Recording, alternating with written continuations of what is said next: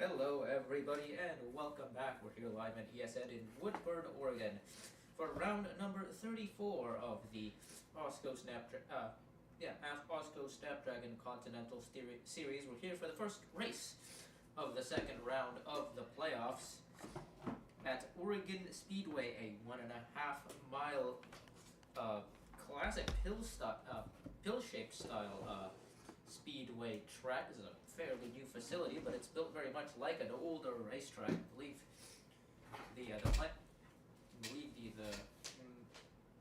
I believe the plans for the site are largely copied from the old Atlanta Motor Speedway layout before they moved that to the one that ran all the way back until the mid '90s before they turned that into a quad oval cookie cutter.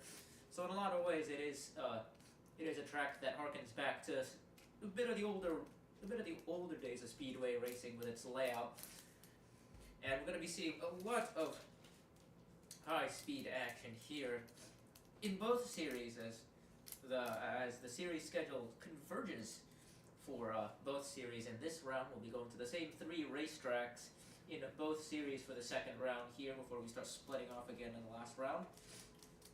I'm joined here again with Ellie in the studio here for the pre-race show. Well, we haven't been on a track like this at all, really. In this series, we've been to many speedways, but the meta when it comes to track construction in the '90s was that kind of tri/quad oval style of racetrack. So this kind of oval was kind of left behind, only leaving Homestead, Miami is kind of the sole representative of that after once that track was converted to a high banked oval. So we don't really have that many at least symmetrical style speedway ovals. We'll be going to this and Homestead at the end of the season, but otherwise this is a new-ish track. This is a new-ish track type for these teams. What are you looking forward to racing wise here? I'm looking forward to seeing them race a pill-shaped oval in general. I mean, we haven't really seen them race on an oval this shaped. A lot of the ovals we've seen in AWSCO, both series, Cup and Continental, have mostly been really weird-shaped ovals or classic-shaped ovals. We haven't really seen pill-shaped ovals, and I think that's going to be fun. It's a good change of pace, and definitely for sure is going to create some new strategies in some ways. Yeah, at least when it comes to racing, I think that's going to be the case. Looking at this track, I believe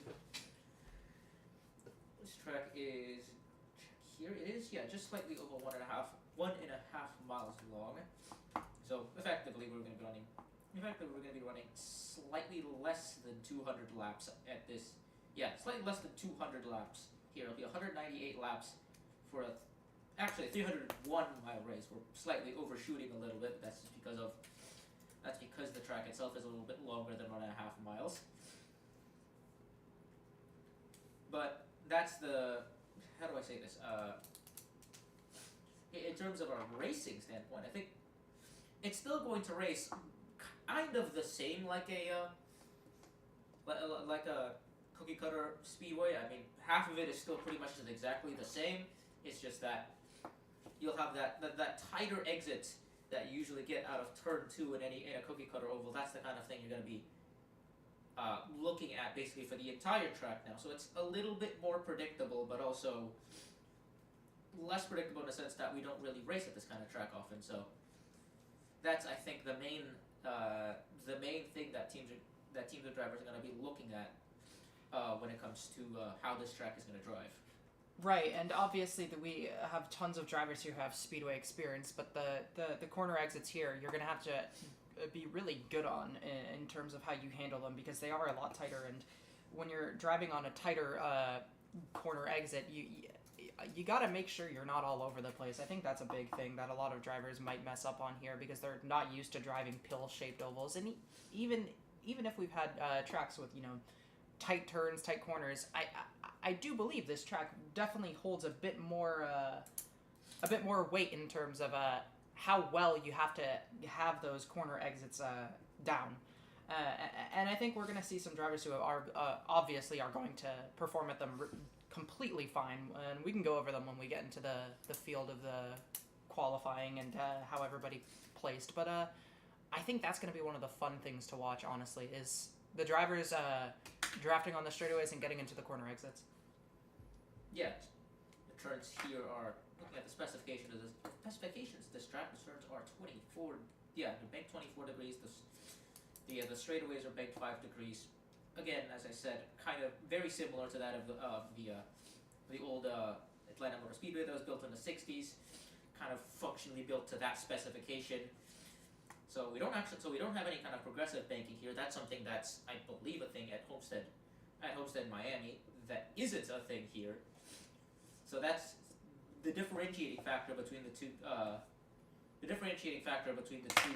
The two racetracks, even though they're both pill-shaped ovals. This track doesn't have progressive banking, which is going to play a little bit into the way the racing is going to go, I think. Speaking of, we saw some race runs in during practice. They're definitely going to be pretty busy at the beginning of the race, I think. We saw these guys bunch up quite a bit at the start of the race, but I think over time we're going to start, again, like any speedway track, they're going to start thinning out and spreading out over time. And if you do get green flag pistols, I think we're going to expect to see that pack really thin out and become spread out, especially on that longer run. Drivers, to your car. Yeah, for sure. I expect green flag runs here to actually be very fun to watch. I kind of like this classic style of racing that this track, I do believe, will kind of lend itself more towards. And I think always at our speedways, the beginnings are always a little rough. I think we're probably going to get a caution in the beginning. I mean, that's kind of a given at this point. But I think we'll single file out and try and get into their own packs. And I think that's kind of the interesting thing, is that we definitely did see that in practicing, and we definitely did, qualifying was definitely interesting to say the least, and there wasn't that many shockers to me in terms of qualifying. There was kind of our typical field for speedways, even though this is a very different track and I expect a lot of the racers to handle it maybe not as well as they would with our typical speedways, just because this is a bit different. It's a pill-shaped oval. But there wasn't that many shockers to me in qualifying. If we do want to go for that now. Yeah, looking at the starting grid here, it is Jennifer Wilson on pole alongside Sandy Martel. That's our first playoff driver in the 51. It is a little surprising to see Martel up here. She's had better success on the short tracks as opposed to some of the bigger tracks. I think all of her best results, all of her top fives, I think, are at short tracks. Yeah, with only a 9th place at Kentucky. That's our only top 10 at a track. A track that's over a mile, I believe. Let me double check. Yeah, Nazareth is under a mile, so that would count. Yeah, so Kentucky would be the only track she's gotten a top 10 at that's over a mile long. So that's something interesting to see there. Katrin Edelstein there on the outside of row 2. And then you see Andy Starchev inside of row 3, and then on row 5 it's a block out of the North Star cars, Kathy Ableton Perez and Naomi Davenport. Those are our playoff drivers starting in the top 10. Looking at the rest of the lineup here, Gray starts 11th right behind, Ramos in 14th, Sundale in 19th, Oswell in 25th, Von Lundquist in 30th, Morales 31st, Cassidy Jones 33rd, Izzy Ober 34th, Vinny Schultz 35th, and Deborah Williams 36th. Of course, now this field is now down to 30.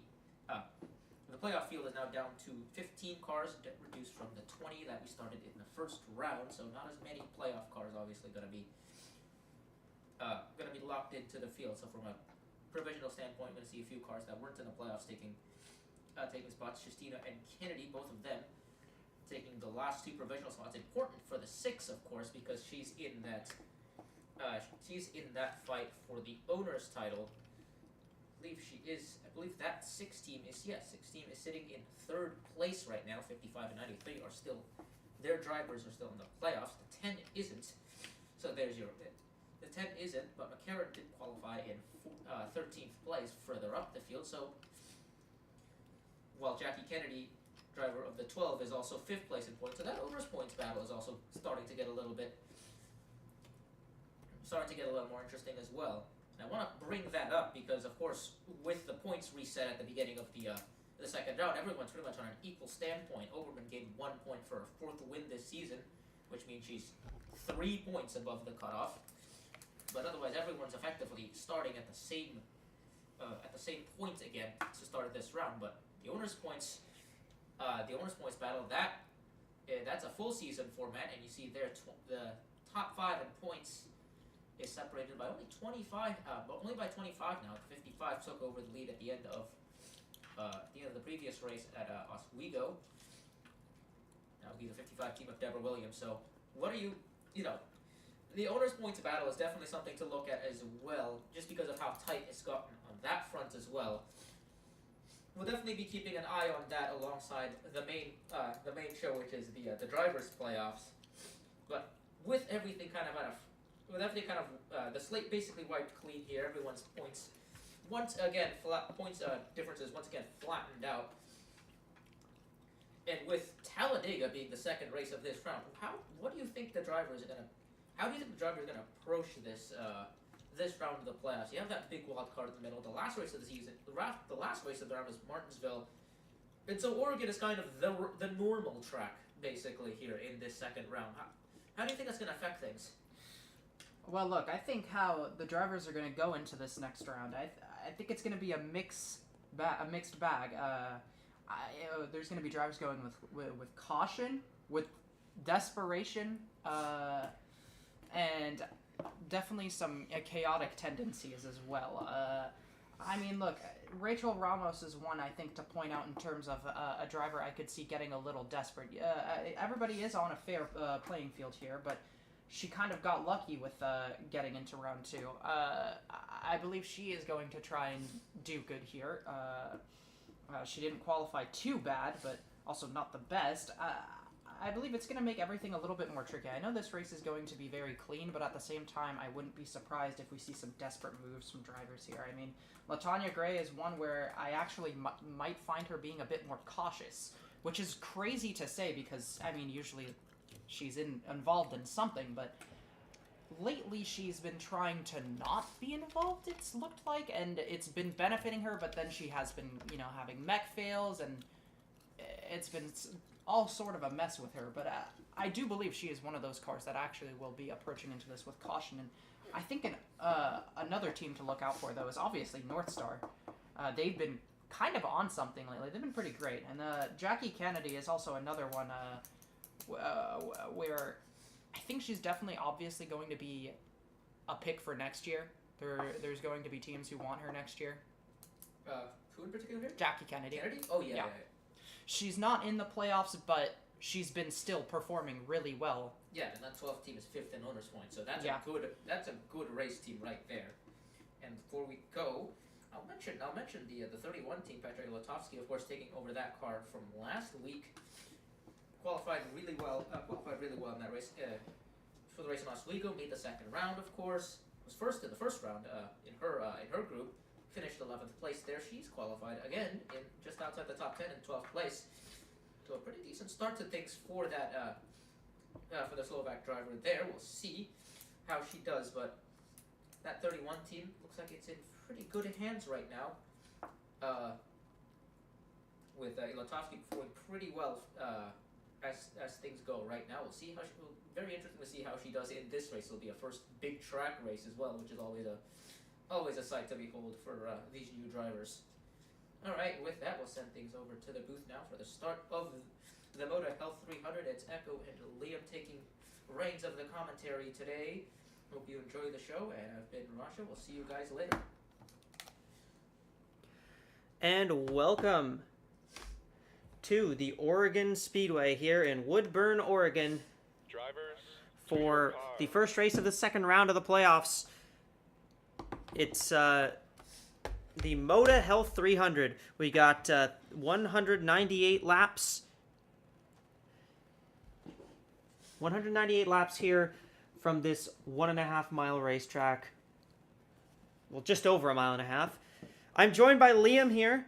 Liam, you've seen this track before. It's a fairly new facility, but this track is very fun nonetheless. What do you expect here from this race tonight?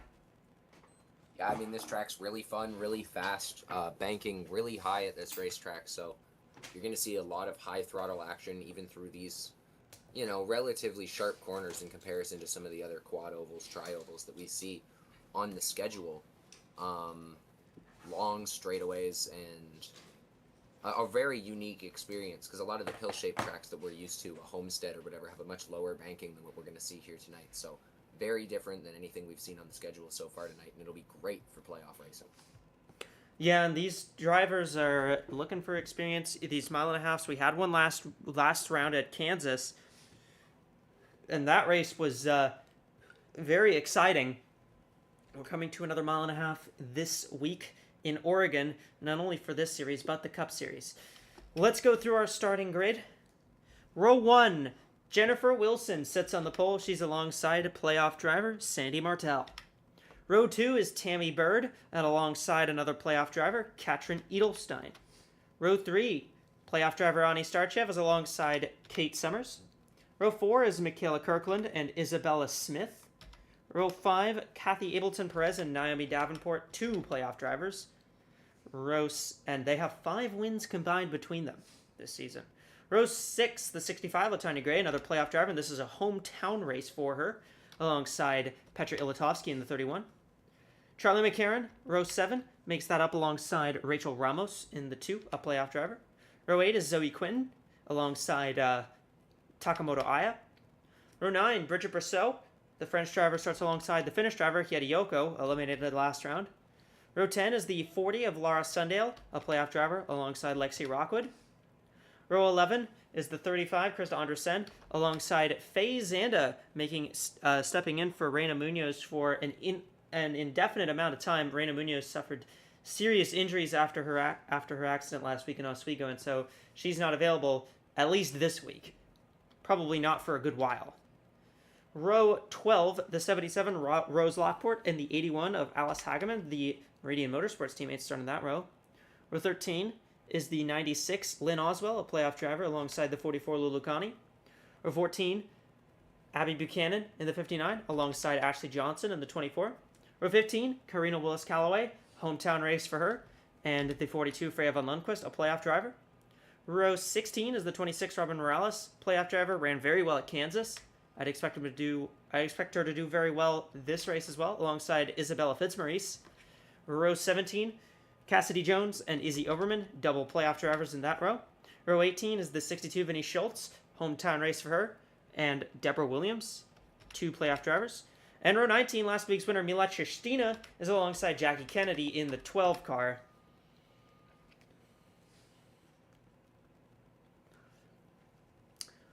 So, what are your thoughts about this lineup, Liam? And what do you think we might see? Do you think we might see drama playoff-wise this race, or do you think it might be a little clean here, at least for a little bit? When you walk into a playoff race, you're always expecting drama, especially the start of a new round. All these drivers who were just above the cut line heading into last week's race at Oswego now are in a points reset where they're now on a fresh start. They're closer to the front as they've been all season long. You look at some of those drivers who were just barely made the cut. They're looking to have a good day to sort of rebound and get back into a rhythm and sort of work towards the next round of the playoffs. You also got to look at Talladega coming up next. That's a real wild card of a race, being a super speedway. So these drivers are going to want to try and get as many points out of this race as they possibly can, so that they don't, have to rely on avoiding the big one at a super speedway race to keep their points tally quite high. Yeah, absolutely. Talladega having a super speedway like Talladega in this round is going to be really decisive. Drivers, start your engines! Command has been given. I got to reset real quick. Great start already. Start your engines! Drivers, to your cars. And Jennifer Wilson and Sandy Martel will lead them to the green flag. This is a hometown race for a lot of drivers. Kate Summers, I would say it's a hometown race for her as well. Kind of left her out of that, but there's a lot of drivers here who would call this place their home track. This track was created pretty much specifically for the Lumen Stock Car Invitational, but We've invited a lot of other series, and now AWSCO will make its first foray to this 1.5 mile speedway. Pace car pulls off as we are about to go green from Oregon. Green flag is out, and we're racing.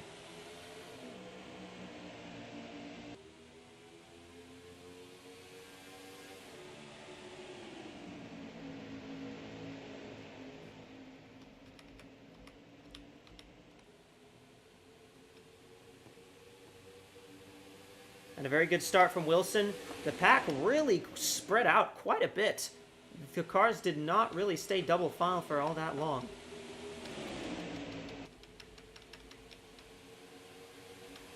Wilson will lead lap number 1 here from Oregon.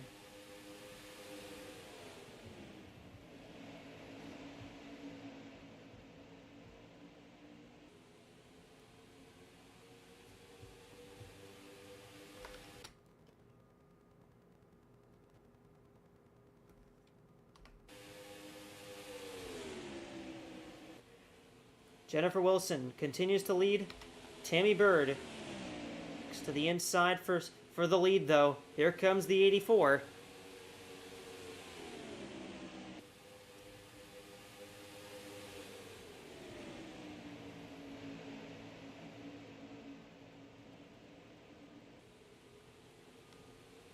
We appear to be having some technical issues on our end with our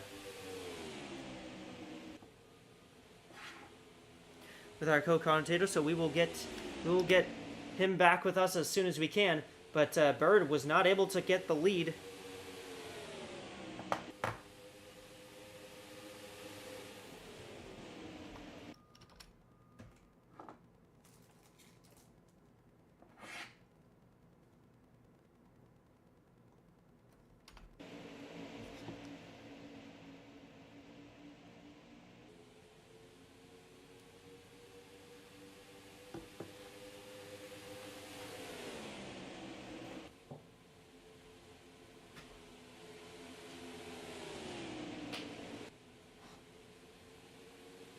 Jennifer Wilson, Tammy Bird, Katrin Edelstein. The top 3 as Edelstein goes for the 3rd position. For the 2nd position, excuse me.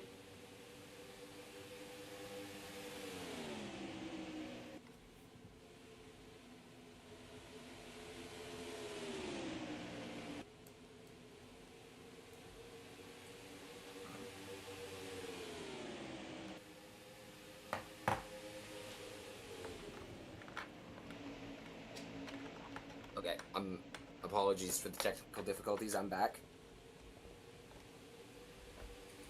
Yes, hello. Apparently my computer was trying to send the stream through my phone hotspot, I believe. So I think that's what happened. So we look to see challenge for the lead. Change here. You didn't miss a lead change, Liam. As here comes Edelstein to the inside on Wilson.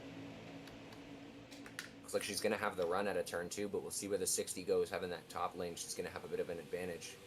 Yeah, the high lane's been getting some great runs on exit, but Edelstein's doing a good job holding the bottom right now. I think she'll get clear exiting turn number 4. Yes, she will.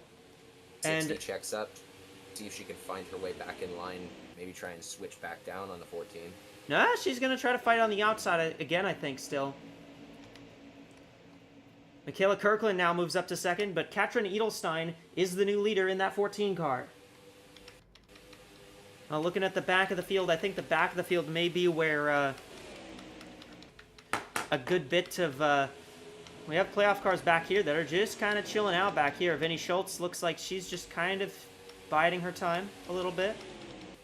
Now, this track is going to be pretty... There is going to be a decent amount of draft focus on the straightaways here, especially. But it's not 100% draft. You still have to have that speed. As here comes Wilson back to the inside. Very straightaway speed, heavy racetrack. I mean, with the throttle levels on around the corners here, it's really important that you get a good exit and get a really solid run coming out of either turn 2 or turn 4. Ooh, Edelstein wasn't clear. And Wilson Gonna take advantage of Edelstein having to check up there. Yeah, this race is actually, in a way, it's kind of a rehearsal for Homestead. That's our championship finale. The only difference really here is that Homestead is, the top lane's gonna be dominant at Homestead. You're gonna want to run the high side at Homestead. Here you want to run right down on the bottom.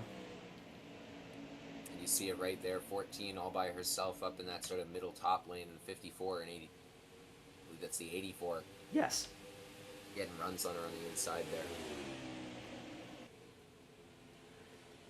Michaela Kirkland in the 54 moves past Edelstein for second.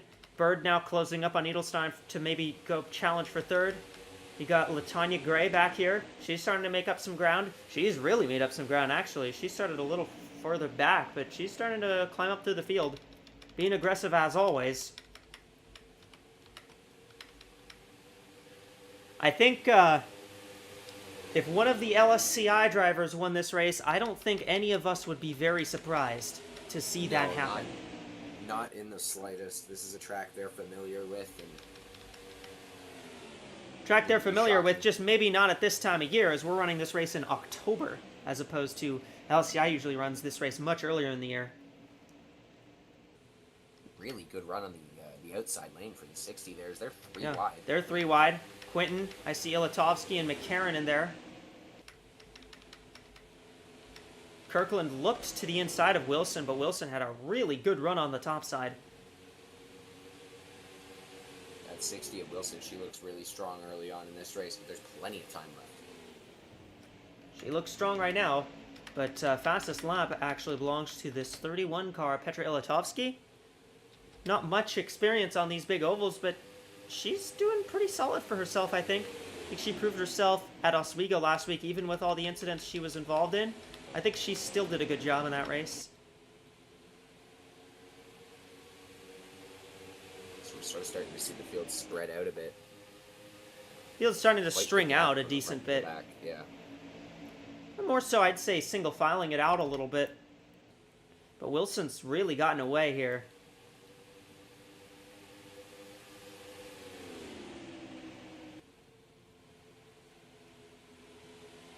Wilson in a class of her own right now, but I mean, sometimes we'll see that and then the car will fall off in the long run, so we'll have to see how she manages that race car as we get further into this run on tires. This is one of those racetracks that is really dependent when it comes to Yeah. tire wear. Tire wear, you know, even though this is a fairly fresh surface, tire wear does still play a decent factor. They have brought a bit of a soft tire here. Tammy Bird's going to take second away. Kathy Ableton Perez in the 25 car is closing up. She might look for third. Or she might look for second, excuse me.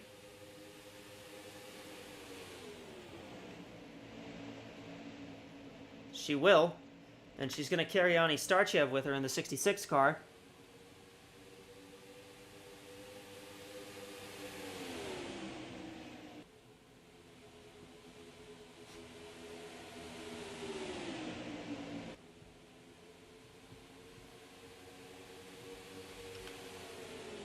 And they're starting to reel that 60 car in.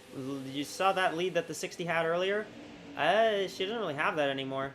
But it's mostly a battle for... Yeah. It's been a battle for second for a good bit here. Not really a battle for the lead. The 14 was the only one who really had that... Gave the 60 a run for her money and didn't do it for that long. The 60 got her back. So the 51, I believe that's Martel. Martel. She checked up big time in the corner there. Yeah, she checked up big time. This is a track where handling's also going to come into play here too. You got to be fast here, but you also got to have a car that handles very good.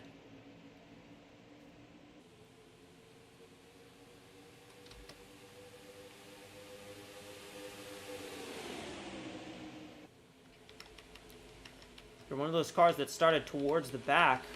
Are you being patient, or are you doing what Mila Chestina is doing? She's made it up to 23rd. Faye Zanda in the 7 car.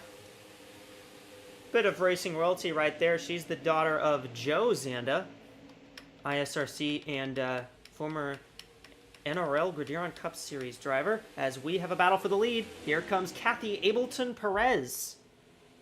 Ableton Perez, a playoff driver as well. She's going to need the lead laps if she wants to get that bonus point. And if she can hold it to the line, she'll get that bonus point. Edelstein's already got the bonus point. I don't think she Wilson had she it built that time. Wilson though. Yeah. But hey, 5 Close, playoff they're drivers 3 are wide all. behind them. You got 5 playoff drivers on that bottom lane. Actually, almost 6 in a row there as Ableton Perez finally gets clear Wilson. You're looking at the 7 car of FaZe Anda. She's done a great job keeping that car clean, driving it well. While Rita Munoz is out. Yeah. She's making some quick work of sort of the middle of this field. 25 car does get that bonus point now. And Ableton Perez, who made it through that first round by pretty much the skin of her teeth. Big reason that she made it through. Those 3 wins in the regular season, those 3 extra points really helped her stay ahead of the cut line as opposed to being behind it. Yeah, even in a playoff system like this, every position matters because the difference between elimination and making it into the next round could be as small as 1 point. And that's the thing, is that a lot of it is you don't get very many bonus points in this system. It's just 1 point for each win, and that's it. Well, and the 2 for the regular season championship. But that only applies to 1 car. Wilson got a big run on the top side. Really She's gonna good run. She's gonna try to take it down low. Carries it all the way into turn 1. We'll see. Ooh, the 25 got a up there. really big run though on the top side and is gonna hang on to that spot. Yeah, that high lane is performing a lot better than I think we expected. Might be down to the tires wearing in 24 laps into this run or Yeah. something, but it is working way better than we thought it was going to. 3 wide. Here comes Starchev. The real benefactor of this might actually end up being that 82, Zoe Quinton. On the very top side of that 3 wide. Really It close actually corners is. Yeah, look racing at that. there. Look at the 82. She's actually going to make up a couple spots here.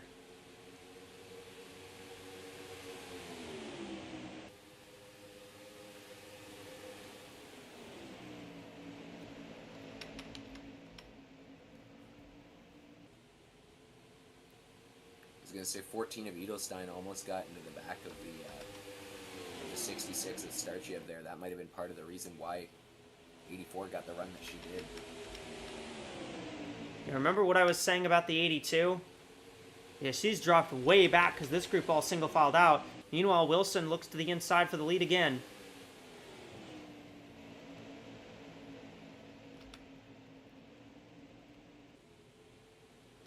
Holding strong on the top. Held strong, but Ableton not as good Perez. as if she was before. That might be what Wilson needs. We'll see how they handle 3 and 4. Good run into the corner for the 25. We'll see if Wilson can get it back on the exit of the corner. I don't think she can. He does not. Ableton Perez is going to clear and continue. And to lead Starchev here. is going to take third. Oh, not Oh, quite never mind. yet. She There's wasn't the clear. 96. She was not quite clear, that 96 car.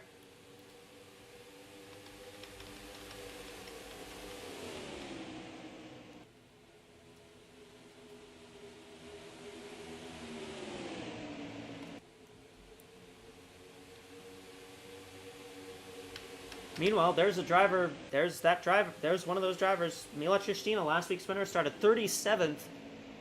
She's 15th now. She's actually climbing up through the field, and this has been pretty much all under green. No caution strategy or anything to play from that. Meanwhile, Vinny Schultz, struggling.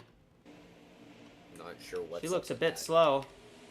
Not sure what's up with that Toyota Supra, but it is not running the way that she wants it to right now. And unfortunately, she's familiar with this racetrack. 96, Lynn Oswell. Really good run. Got a Takes over great the drive lead. into the corner, and she's got the lead now. She's going to have to be careful of that big gap to second, though, because 25 is going to get a great run on her. No, she's not. Yeah, not if Wilson has anything to say about it. 60 bailed on that 25. Wilson is second. Here comes Starchev for third.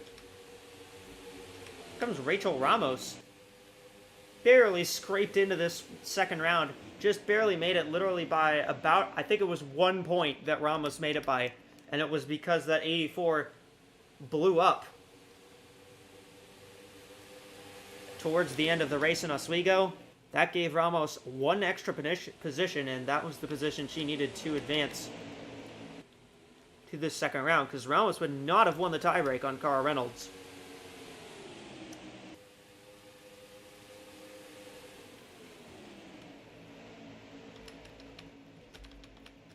But now, because of that, Ramos is in this race and in the playoffs, and Reynolds isn't even here today. She failed to qualify.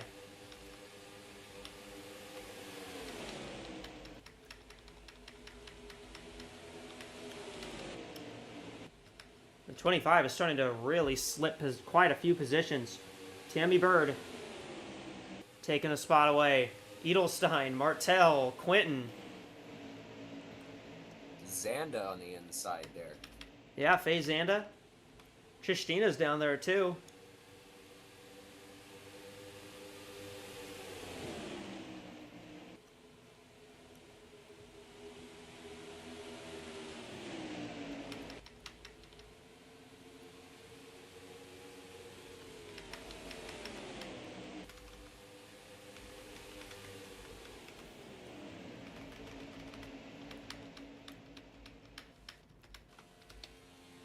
I'm not sure why Vinny Schultz is that slow, but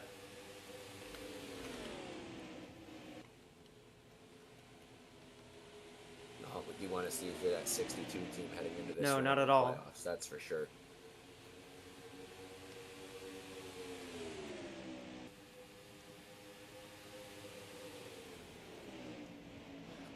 Start you for second.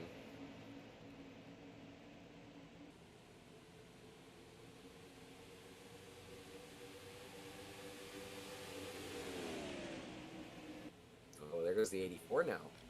Battle for second continuing to heat up. That's yeah, Wilson slept back to Tammy fourth. Bird. Here comes Tammy Bird on Starchev.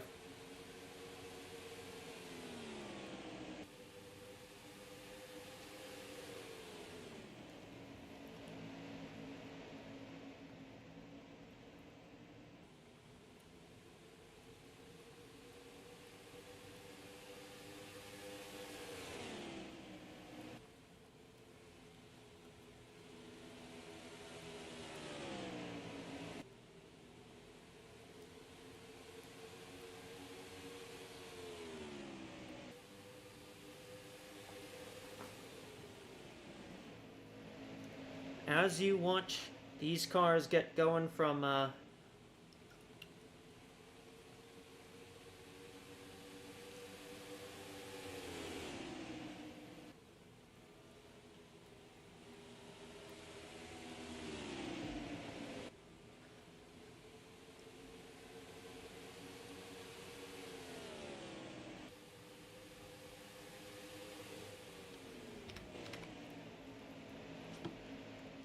look now. Wilson underneath Starcha. That's try and take third position back. Looks like she might. No, she's not going to clear. 66 is going to get a run on the inside. Here comes Bilstein in the 14 as well.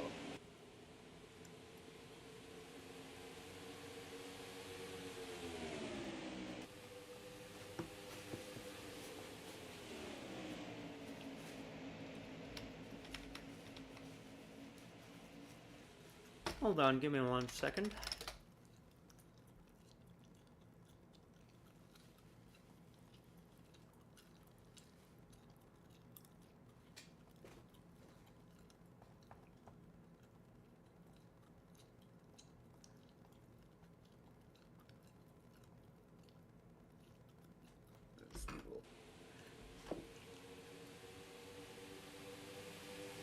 And we get some 3 wide action much further back in the pack right now.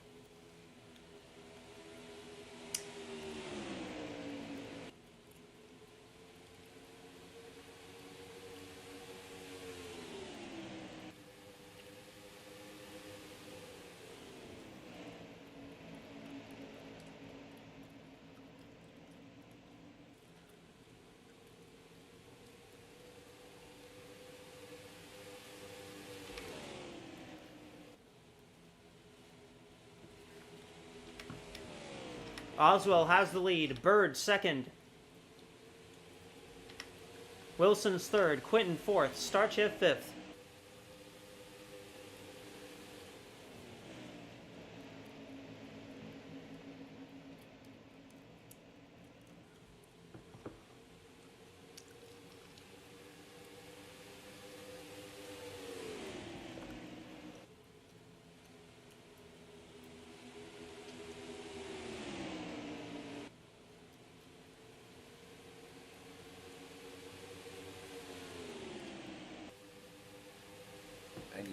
Oswald's sort of run away with this lead. The battle's sort of been for second place, and now going around at third or fourth.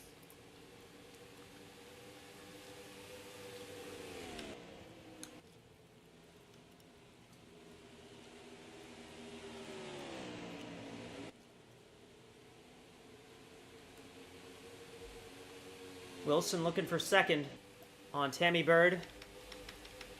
Meanwhile, Mila Tristina's actually made it into the top 10. She's battling Hidioka for 9th at the moment.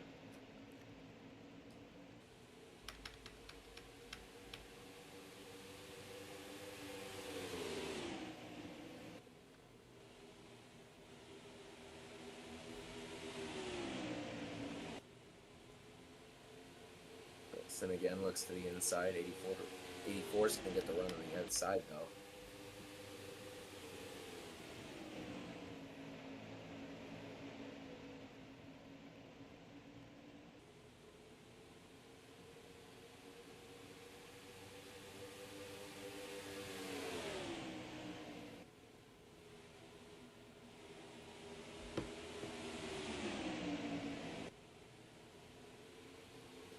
And yeah, Wilson's gotten second now.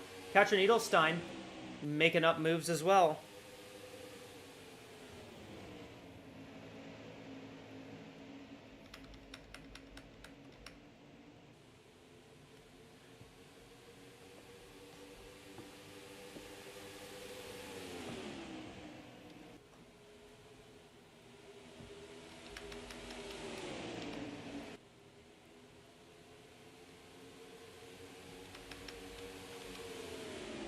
Hey, there's Faye Zanda as well in that 7 car, making a real impression on debut as well, I think. Up in the top 10, this is the impressions on debut have not really been a rare occurrence here in AWSCO. We've That's seen true. drivers in their first appearances in both series have really showed out, and Faye Zanda is no exception to the rule here. She's already up in the top 10, looking to make a run towards the top 5. She might actually be there right now. I think she is, yes. She is 5th place now for that 7 car.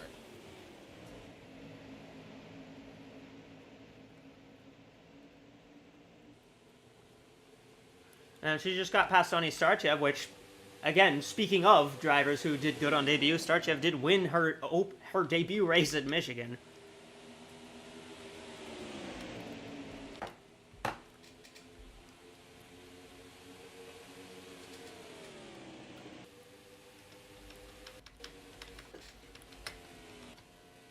Ulukani, bit slow, bit off pace here as well. Kate Summers. Gray's kind of back here.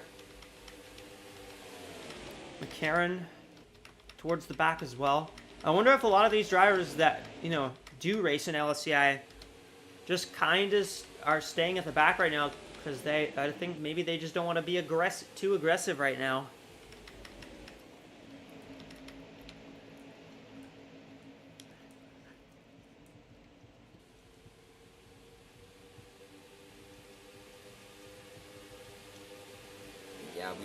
We haven't even gotten to the first pit cycle yet. There's going to be a lot of shuffling around that happens there. A lot of changes that can happen in the field in a very short amount of time. So these drivers might just be waiting it out until they can get more aggressive later on. Meanwhile, Faye Zanda just took 3rd. That 7 is dialed in right now. She might have a run at 2nd if she does well in turns 3 and 4 here.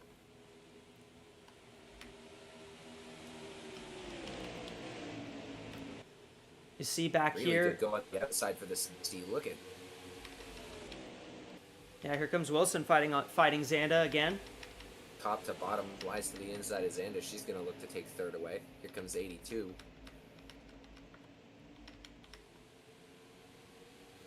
And kind of just in the back of the field.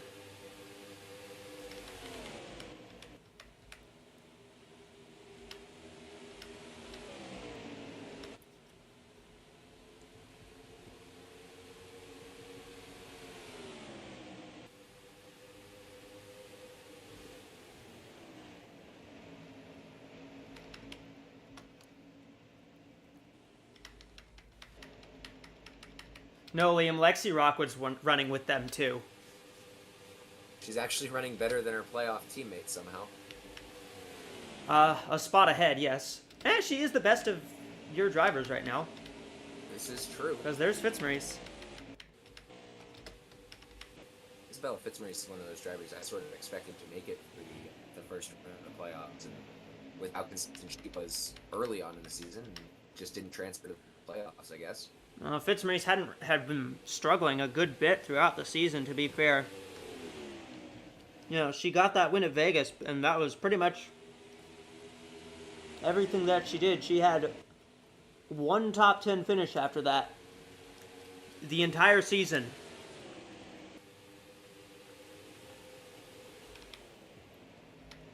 Okay, she definitely did not do as well as I thought she did. Never mind. She was consistently bad, pretty much. Well, you know what they say, consistency is key.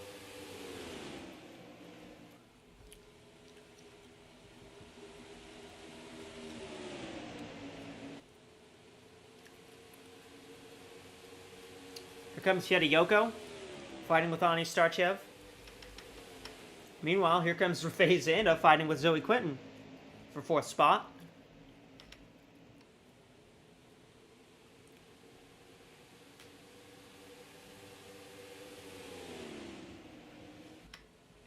And she might be challenging for 3rd here soon on Jennifer Wilson. But we've gone green this whole time. 55 laps into this race, still without a yellow flag to be seen.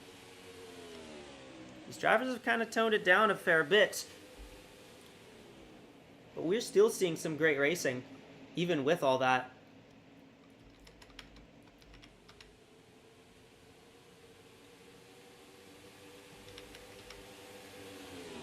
A couple teammates that are both in the playoffs as the 7 car coming to pit road. Oh, and the Cinderella run might be over here. And I think this is a scheduled stop. Yeah, 31's coming in with her as we well. got other cars coming in. Never mind. Looks like the 8 Pit car's in cycle's too. already beginning. 62 was in. Schultz was already in. Schultz was in. I wonder if she was trying to get some adjustments to how that car looked. That car did not look like it was handling very well.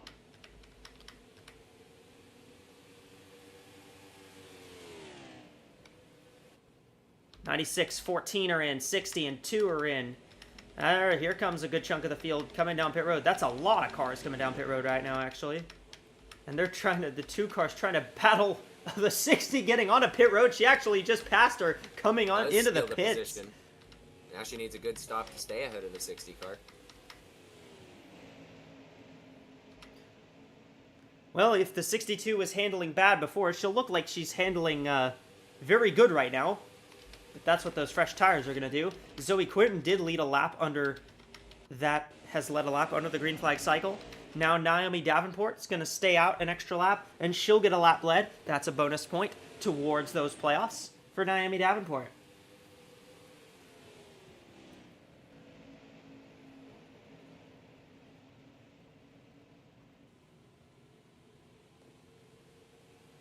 I think these drivers, most of these drivers are probably going to come down pit road this time. Here comes the 22. Okay, 93 staying out. Is he Oberman? He's going to get a lap lead here. Yes, she will.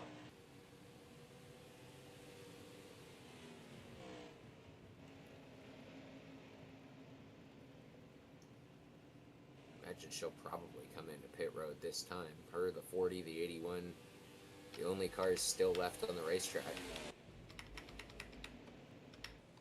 Yeah, looks like that's it.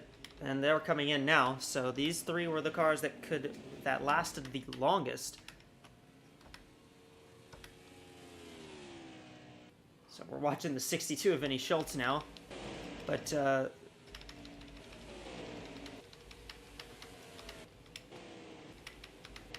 Three wide there on pit road. there are 3 wide exiting pit road. That's a choice. Risky maneuver. By the way, so we've cycled out on pit road. It's 96-14. Stayed the top 2, but look at who's third. Mila Tristina has pulled up. Freya von Lundqvist has pulled up in a 4th spot right now. And I feel like we've said this every time we've pointed her out in a race this season. Where on earth did she come from? She was in the edge of the top 10 for a good bit, but she showed up now. The Up into answer 4th is, spot. I believe, the answer is Denmark, I believe, actually. That's where she came from. Where in Denmark? Where in Denmark is she from again? Is it... I don't remember what it is. Oh, Frederiksberg, that's right. I just checked the sheet. That's what I did. I kind of cheated a little That's what I bit. was about to do, too. May see a fight for second as Tristina goes underneath Edelstein. And that battle for second may actually be interesting because that's fresh tires, so that outside lane probably isn't going to be as strong.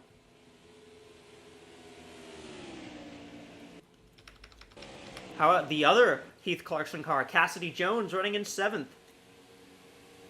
Battling with Xander right now. Jones has really turned things up in the playoffs.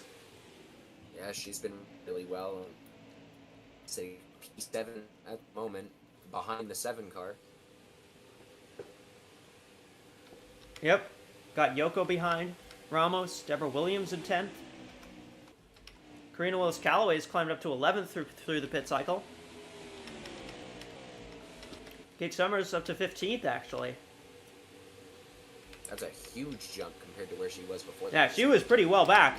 And actually, a lot of these cars that kind of stayed out on that last, a lot of these cars that stayed out long really dropped to the back. Like, look at where Izzy Overman ended up. She ended up outside the top 20. Look at where Robin Morales is, just inside, just outside there. I think she's. Yeah, she's back in 23rd right now.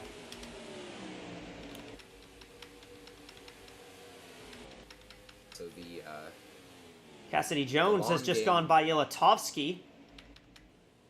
Now Freya von that Lundqvist fourth up to was really second. fast.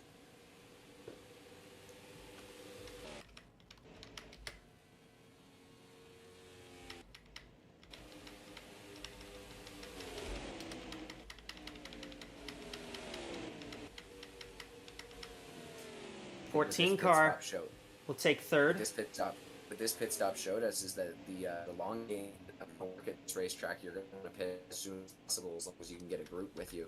Yeah, Pitting absolutely. Too early, you sort of risk being by yourself. But pitting too late, you lose a ton of time with the tires. Yeah, the 7 came in with the 31, the earliest, and they gained a fair bit. Ilatovsky actually managed to get up to 6th place. She was in the top 5 for a little bit. Same with Faye Zanda. And this is Ilatovsky's first experience on a 1.5 miles like this in this series. She's doing a pretty solid job, I think. The front of the field is pretty well single-filed out right now.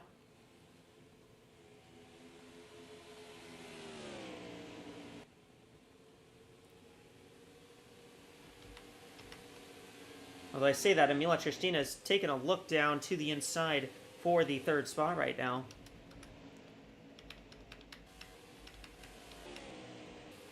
So she checked up just a little bit there. You see Laura Sundale fighting with Krista Anderson. That is 32nd position, by the way.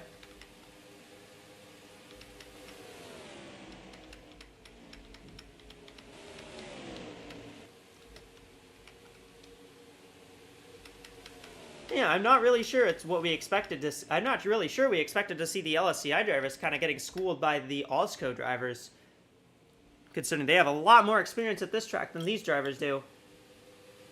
You gotta wonder if maybe it's a different kind of race car. Just the experience isn't there for any of them, and at the end of the day, it comes down to setups. Then. Yeah, that is true. They don't run a car like this at all in LSCI. This car heavily based off the NASCAR Canada Series car, as we got a challenge for the lead. Freya von Lundqvist looks to the inside on Lynn Oswell. That may be crucial for getting von Lundqvist that lap lead bonus point. We mentioned every position counting here in the playoffs, and von Lundqvist taking that to heart as she's moved well up the field, now taking the lead, and she's going to be well cleared for that bonus point. 42 leads that lap. The 4 has really closed up on this group, by the way. Cassidy Jones has been very consistently closing on these top 4 for a good bit.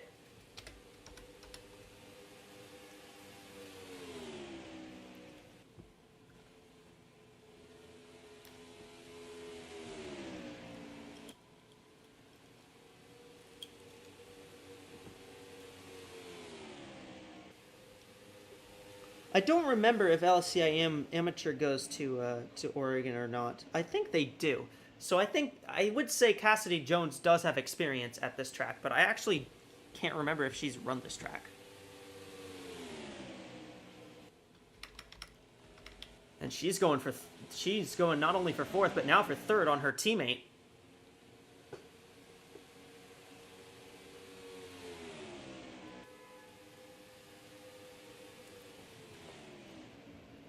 And someone is honking outside of our studio here at us, trying to get our attention, I suppose.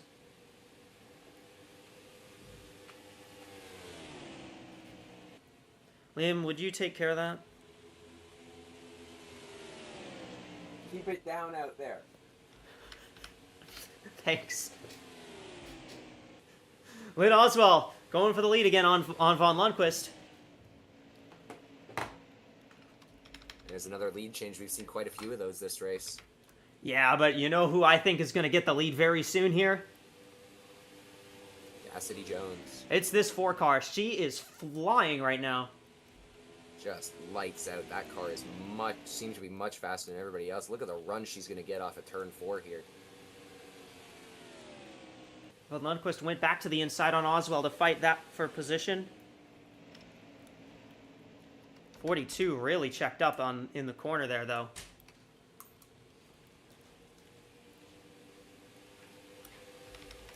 We've been green all the way through here at Oregon so far.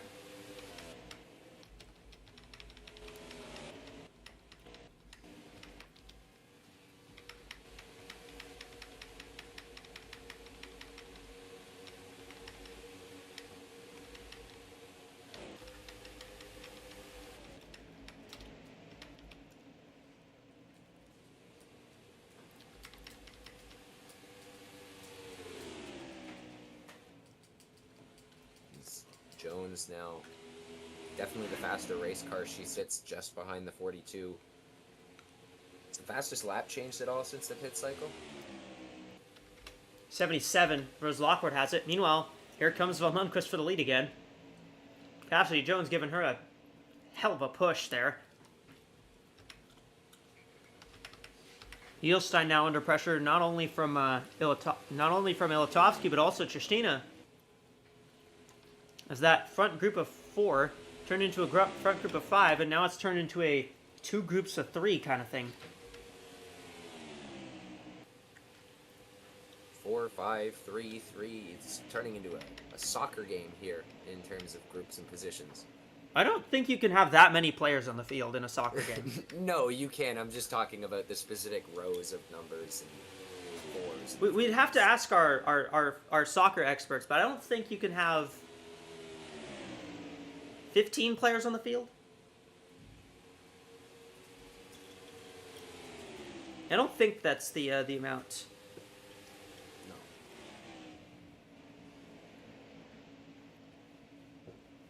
Flying V formation there, the 3 of them in sort of a triangle is... Ooh, look at this group back here. It's not really a group of 3, it's a group of 5 again. Ilatovsky's trying to move past Edelstein. Deborah Williams is here, kind of surprisingly. Kieta Yoko, Mila Tristina, and we're seeing Cassidy Jones trying to take the lead. Not only try to take the lead, but she wants a bonus point to get. She wants a bonus point for points of playoffs here.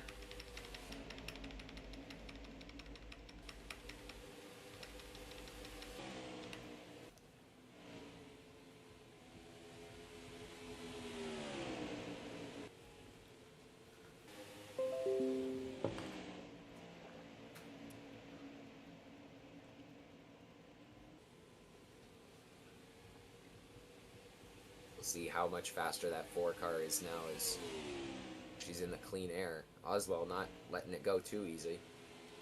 Yeah, Oswald's just driven past Von Lundquist. But We go to Ellie on pit road for our first pit update of the race. Yeah, it looks like we're getting reports from the 51 team of Martel that she's got a fuel leak, some kind of issue. She's coming down right now, so we'll figure out what it is specifically and what caused it. that's big. Playoff driver.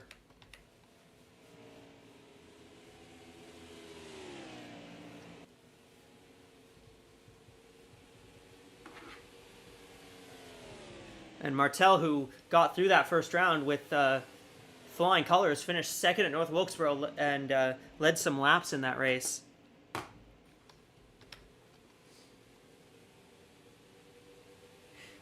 Cassidy Jones out front, Lynn Oswald trying to battle. If you were wondering about Katrin Edelstein, she's slipped all the way back now to 8th position. She's just ahead of Bridget Brosseau, actually. Brosseau's another LSCI driver, so she's also doing pretty solid in this race. So a driver we haven't really mentioned yet today. She's stepped it up into the top 10 now. That Hey, 46 Brosseau's been very good in that car ever since she stepped into it. She missed the last 2 races, but only really because the playoff drivers were locked in, and she didn't get that chance to qualify in on points. I'm not sure what adjustments that 14 made on pit road, but whatever they did, it worked. Oh, absolutely. This car is pulling away, but I would still be a little bit worried because that 55 is coming up. The 31 is closing in on this group. Got the 0. I think another car you got to watch out for, that 46 of Brosseau. She looks very fast.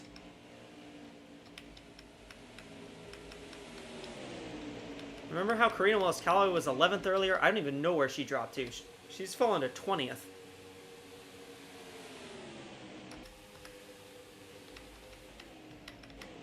Martel is still on pit road. That might have been a terminal issue, that fuel leak. Really unfortunate because that car was looking really quick. There's a point picked up for Vinny Schultz, though. Yep, that's a point for Schultz, who's been struggling this race. This is not the performance I think Schultz wanted to turn in front of the hometown crowd. Fight for the lead, though. In the meantime, you got Oswell trying to take it from Jones. Here comes Deborah Williams in that 55 car. In 3rd right now, but closing.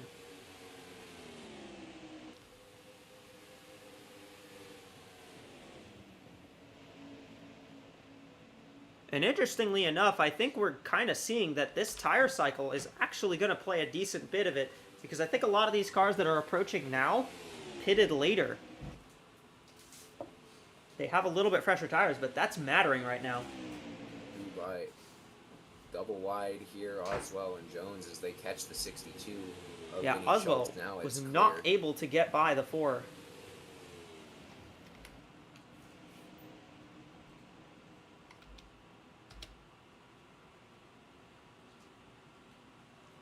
It's not common in this series that we see lap traffic on pace like this, but we'll see how the 4 of Jones handles it as she pulls up right behind Schultz in the corner here. We'll get a look at our Echo Energy speed shot here. Really quick. Yeah, they go almost they were at some points of practice we were seeing them go 200 miles an hour down into turn 1. They got to slow it all the way down to about 170, 160 on when their tires are worn out.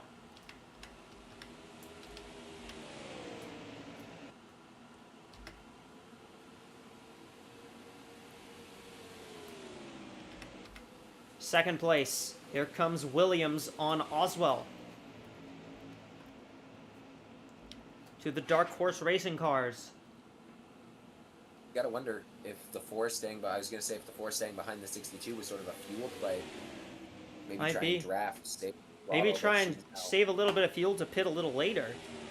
She steps out as she saw the threat from the Dark Horse cars working together behind her. Yep. Officially put Schultz a lap down. If we were to get a caution now, 62 would benefit. She would get back on the lead lap.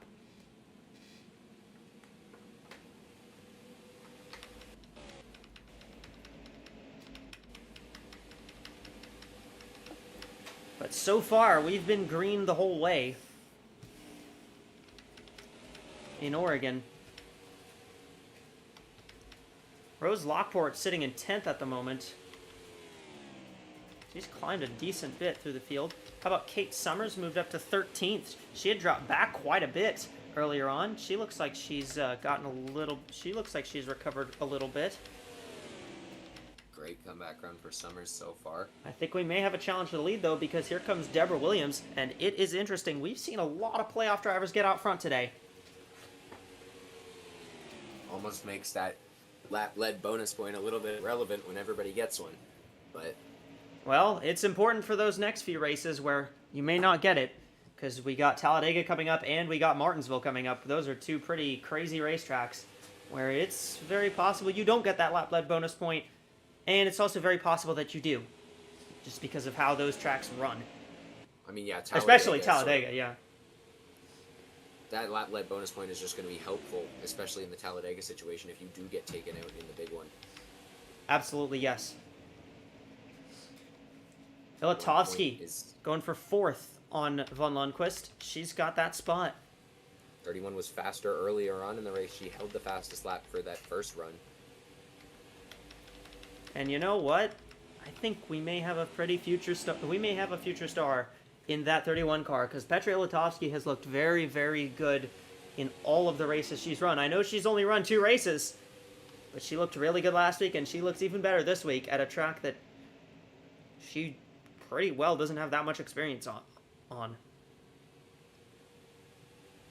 Well, we've talked about how this race has gone green the whole way through, and usually that's a sign that we're in for something crazy and, well, give or take about 3 laps. Based on the history here in AWSCO. But right now it's looking like a really calm race, really great race, a lot of position changes, and great runs. It's sort of been single file since that initial start of the race. It's been single file, but I wouldn't say it's been boring. I'd say we've had a lot of action. A lot of passing, a lot of position changes, and even... I mean, look at what's going on back here. Look at this got some side by side with cars who haven't even been up in the top 15 all day long. Now look at this mess back here. That's where Faye Zanda's dropped to. She looked strong early on, but she's really dropped back. I wonder if maybe having those tires kind of has hurt her a little bit. But the 4 car, Cassidy Jones, is starting to drive away a little bit now from Deborah Williams.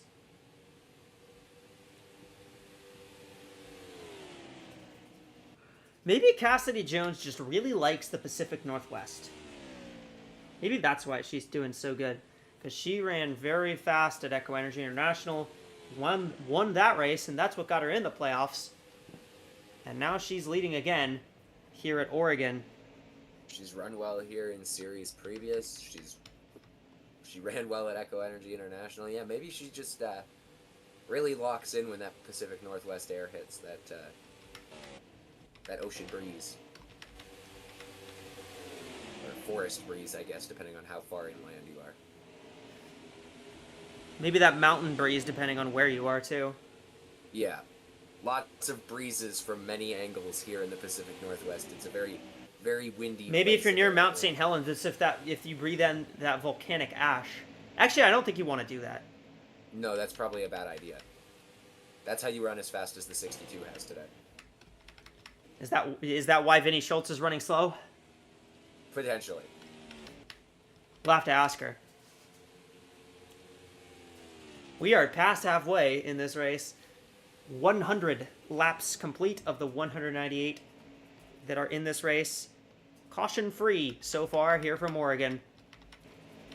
In the town of Woodburn, just about about an hour outside of Portland. Correct me if I'm wrong. Anybody who lives near Portland. I've never been to Woodburn. Well, actually, I probably have, but I was probably like staying there at like a hotel or something.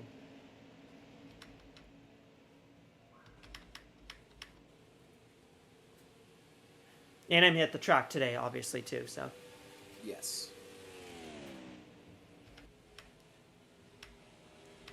I'm looking really solid so far. Oh, look at Ilatovsky. She's closing up on third place now. She's on the move. We saw a really quick car in that 4 get up to the front. Now I feel like the 31. She's that next car up to climb her way up towards the front of this field.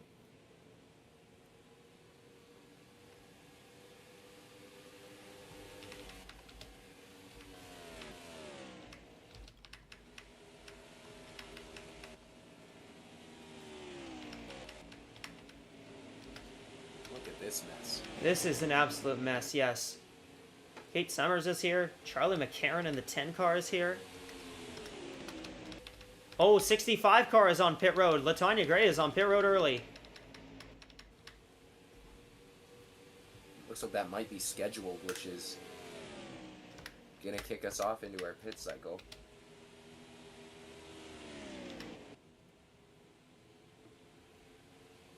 At least I think. Ellie? Yeah, so from what I'm hearing down here, it seems the 65 actually had a tire go down on her, so that stop was actually unscheduled, and she needed to come in and repair that tire, get a fresh one on. Great, thank you. Well, So, interesting time to do it, as it's about right before our second pit cycle would start. yeah. Well, I'm expecting the pit cycle to start in about 10-15 laps. Something like that. We'll start So to she'll see have a this- bit of a head start. Yeah, we'll start to see that car slicing through the field on those fresh tires compared to where everybody else is sitting. Well, with that being said, with our next pit cycle on the horizon, I think it's time we send it down to the FanDuel Fan Studio where Rashi and Ellie are. They'll have all the scoops for you in our mid-race report. We've been caution-free through 106 laps at Oregon. We're gonna wait to see if we'll be caution-free throughout the entire race, but we'll take you down to Rashi and Ellie. They got all the scoop for you. Well, I did mention that these cars would start thinning out. The field would start really spreading their wings a little bit if you get a long green flag run. It's exactly what we're seeing here. Welcome to the FanDuel Fan Studio for the mid-race report. You're watching the Moda Health 300 here at Oregon Speedway as we are maybe just about to start our second pit cycle here. Cassidy Jones in the number 4 for Heath Clarkson Racing leads the way in her Mercedes AMG GT. Half a second ahead of Deborah Williams in the 55, the 96 of Lynn Oswald, the 31 of Petra Ilatovsky, and the 42 of Freya von Lundquist. All cars staying out right now, but I swear to see, yeah, there is a car that came in, the 2 of Rachel Ramos. Interesting there. Maybe we are at the very beginning of a pit cycle, but that's also fairly early. 2 also came in about 45 laps, I want to say, into this run at the very maximum. But right now, seeing a lot of playoff cars moving around. Just the 31 of Ilatovsky, the lone acceptance to that in the top 5. But Bridget Bristol in the 46 also making her way around. Looking at the rest of the top 10, Hieda Yoko, lapping the 60 of Vinnie Schultz there, the 77 of Rose Lockport, the other Meridian car, the 81 of Alice Hageman, and the number 8 of Lori Schliesenbach, holding off a lot of cars here for that last spot in the top 10. This is kind of where the battle really... Oh, sorry, Kate Summers in the 8. Apologize there. I keep mixing up the Continental Cup drivers of the 8. Drive the exact same car, basically. But look at this horde of cars here. 93, 54, 38, 40, 10, all the way down to the... Well, 65 is a lap down, but she's on new tires, and that's going to kind of throw a spanner into the works as well. Ellie, what do you think of the racing so far? You're seeing these cars all kind of split up into smaller packs now. The racing's kind of been what I expected, honestly. I haven't been too shocked with what we've seen. I really kind of expected this style racing here, and that is Schultz coming down to pit. I think the 65 is going to unlap herself very soon. Eventually, yeah. Obviously, she'll gain a lot of time by coming in fairly early, but of course, she's going to lose a lot of time at the end of the run. But in terms of when you want a tire to go down, kind of late into that first run, kind of feels like an okay time for it to happen if you're gonna have something like that happen. So Not the worst time. yeah, not the worst time, definitely. You can think of a lot worse times. Brousseau and Cassidy Jones, there's your race leader in. We'll check in on that Ford team pretty soon here. Probably taking just 4 tires and fuel as usual. Brousseau, I think the other car in the lead pack coming in. We'll see where the rest are.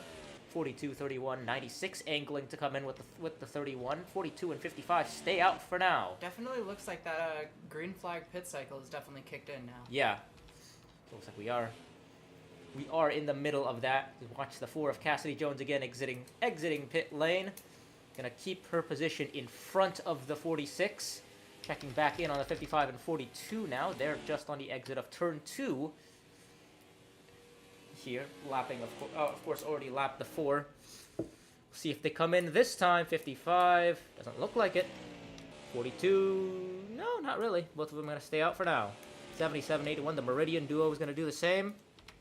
54, 93, all of these guys are going to do the same as well, staying out. 6 of Mila Chestina, 14 of Edelstein, both Heath Clarkson cars in fairly early. 7 of Faye Zanda, and the 26 of Robin Morales, all in fairly early. Ableton Perez in the 25 as well. We're kind of really straggled in the last run. Dropped down to 22nd place. Let's see what these guys do now. Staying out for another lap. Very long pit cycle right now, as things stand.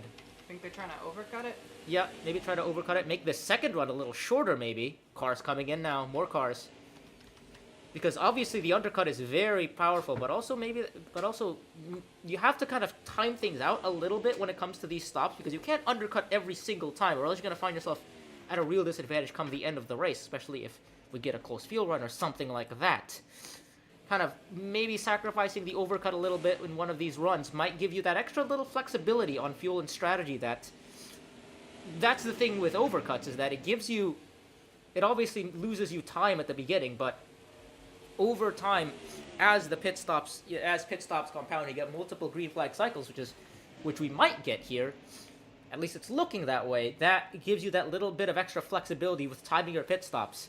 And in the end, it's that last cycle of pit stops under green that is what you're going to really want to focus on, because that's going to be what makes or breaks your run at the very end. So we see here 93 finally coming in. We'll see if the 10. Charlie McCarran's, where is she running? I think she already came in. We'll check it in here. 15. There's the 10, actually. Nope, the 10 is taking the lead. She's still going. So the field very spread out. 22 and 82 is 40, actually. Yeah, 40, 22, and 82 all still out here. There they all go. Trying to overcut it as long as they could. Yeah. Which could be smart Fairly here. long run, yes. It's going to give them the advantage, obviously, in that second run. Everyone's going to be taking 4 tires and fuel here. We'll check in now on, back on, wherever the 4 and 46 were. The 4 built up quite a gap already. There's the duo, 55 and 42. 42 actually jumped on pit road. Fell a little bit. The 4 fell quite a bit in terms of time, but not much in terms of track position. I think they're 4th and 5th still. The 96 and 46 definitely jumped them. The 10s finally come in now. So we should be cycling back very soon here. It should be the 4. Yeah, it'll be the 4, 96, 46, 42, and 55 with a 31 top 5. So with the field spread out, that's another thing. But the field spread out now, you're gonna lose time. 42 and 55 absolutely did. Lost a few seconds there to the 4, but a little bit of flexibility, and with that flexibility, the 4 was able to take the undercut this time to take the lead. See if that track position works for this team right now. So lots of interesting things happening right now from a strategy standpoint, enabled by the fact that this race has run green for the entire way so far. Yeah, I wouldn't really rule out anybody, especially if they overcut. Honestly, I would be Yeah. looking at them if they did overcut. 42, 3 seconds behind the 4, so not much time being lost Not here. bad at all. Yeah, in the first run, those 3 seconds might have been upwards of 10 positions, but now with the field all spread out, that's less of a burden to bear nowadays.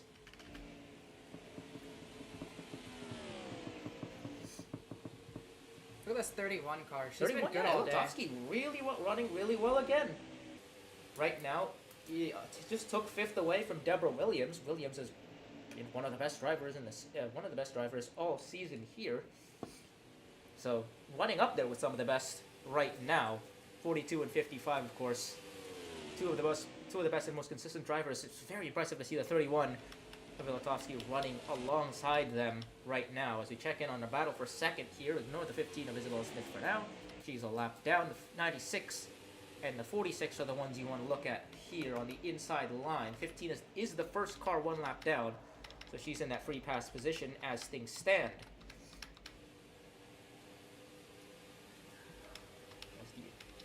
Few more lap cars, the 44 and 11, the 77, 81, the 0, the 38. Those are all on the lead lap in the top 10. Checking in on that gap, 96 and 46, both about a second back. We'll check the gap here, gained a few extra tenths. 96, only 6 tenths back, now kind of freed of the 46. We'll see what she can do there. She can track down that 4 car. Four car has pretty decent air right now. But Yeah, good clean air, not many cars ahead of her. 35, and they're all kind of spread out too, which is good. it's good for her, but the issue for her is how long are you going to be able to maintain Yeah, that? yeah. Now the 96 is all the way up to only behind point 24 now. Yeah, we still have one more stop, I believe, so that's gonna be that'll be the money stop, and we'll see what that does. If you look at maybe the 42 and the 31 and the 55 all came in a little bit later. We'll see what kind of strategy that bodes for them. As we see, the 96 now has gotten to the 4's rear end here, looking to make a move potentially off of 4. There she goes. She's gonna be trying, but she's gonna have to make it stick into 1 and 2 here. 4 tries to clear, but can't get there. 42 passing the 15 as well. Now they're side by side. Von Lundquist gained 2 seconds in the last few laps here. That gap's only gonna close now because the 96 and 4 are side by side. Battling out. 4 doing well here, and she's gonna clear the 96. She's clearing, but She'll retain the lead, and that's gonna leave the 96 vulnerable to the 46 of Bridget Brosseau. We've talked a lot of good things about Brosseau as well. Coming into that 46 car mid-season, has had quite a few top 10 runs. Another one of those cars that's kind of up there in the owner's points title. Maybe with a slight outside chance, but she looks to the inside now of Lynn Oswell for second. See if it works. Let's see if she can get the move done. Still side by side in 1 and 2. There she goes, almost cleared. The 96 is hanging tough. That's dragging the 42 along here. yeah. What will Von Lundquist do? Checking in on where the 46 is on owner's points. That car is Ooh, she's 11th got a good place, run. 91 points back. So not too far out still, within 100 points. On the inside, 4's fighting it off, dragging Yep. the 96 in. 4 hasn't really been able to break away here. This is going to be interesting now. A lot of cars still in play for the win. Plenty. Yeah. That's going to make things really interesting for our FanDuel fan pick segment because there's quite a few cars all in contention. The top 4 obviously, but also maybe anyone kind of in that top 6, add the 31 and 55 to it, maybe even the 77 down to the 38. Anybody in the top 10 perhaps if you continue to go green if you get a caution. But at the very least, if we do go green all the way, I think it's still at least a 6-car battle for the win. If we go green all the way, it's definitely, I think, even inside the top 10. There Yeah. are still plenty of cars who could. And I'd add cars be- slightly outside the top 10 with that as well. Yeah, I was gonna say Some of those cars came in a little later. Maybe if you look at an Izzy Oberman. a lot of the if- overcutting cars, I'm not gonna count out even if we stay Here green. comes Von Lundquist for second. Okay, Oberman is running 13th. That's another car that came in late on that kind of same cycle as the 42 and the 55. Obviously started out further back, but she's going to gain ground as well. And if there is a caution, that's going to really change things up. 42 bearing down on the 4, and look at that, it's a teammate of hers, the 35 of Anderson, coming up. 35 is going to stay out of the way, though. Going to play nice to both of them. But yeah, who are you looking at right now in this top? Yeah. If I'm looking within the top 6, top 10, the 42 I've been eyeing the entire time. She's had really good pace. She's been on a great run the past few races, but particularly she's been, well, look at her right now. She's running really well. She is hanging on to the lead right now. She just got it. She get it here at the line. But the little caveat here is there was plenty of cars who overcut, and I don't know if we will stay green, and a caution could change everything, so it's very hard for me to pick. Yeah. You go with it. Just kind of make an assumption here. All right, if it does go green, yes, I think it's down to these 6. All right, my assumption is if it goes green the whole time, it's going to be the 42. If there's a yellow, one of the overcut cars could do it. I was gonna say that would probably completely change the dynamics of the race. Well, you're coming up on 60 laps to go. We're kind of, but not quite at the fuel window yet. A caution right now would really mess things around, I think. Oh yeah, but, for sure. Yeah. But the 42 is my FanDuel pick. All right. With that, I'll go with a different car that's running in this top battle. I'll go with the 46 of Bridget Brasseau.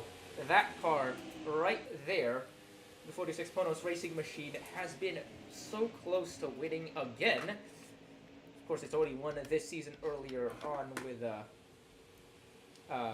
Shizzy Min, but the 46 under Bridget Brasseau has come close multiple times already. Second place back at, where was that? Hampshire, I believe.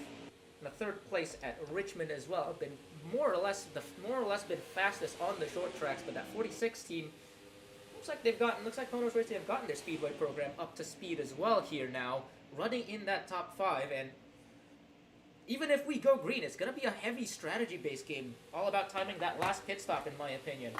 And I'm not entirely sure if undercutting on the run to that middle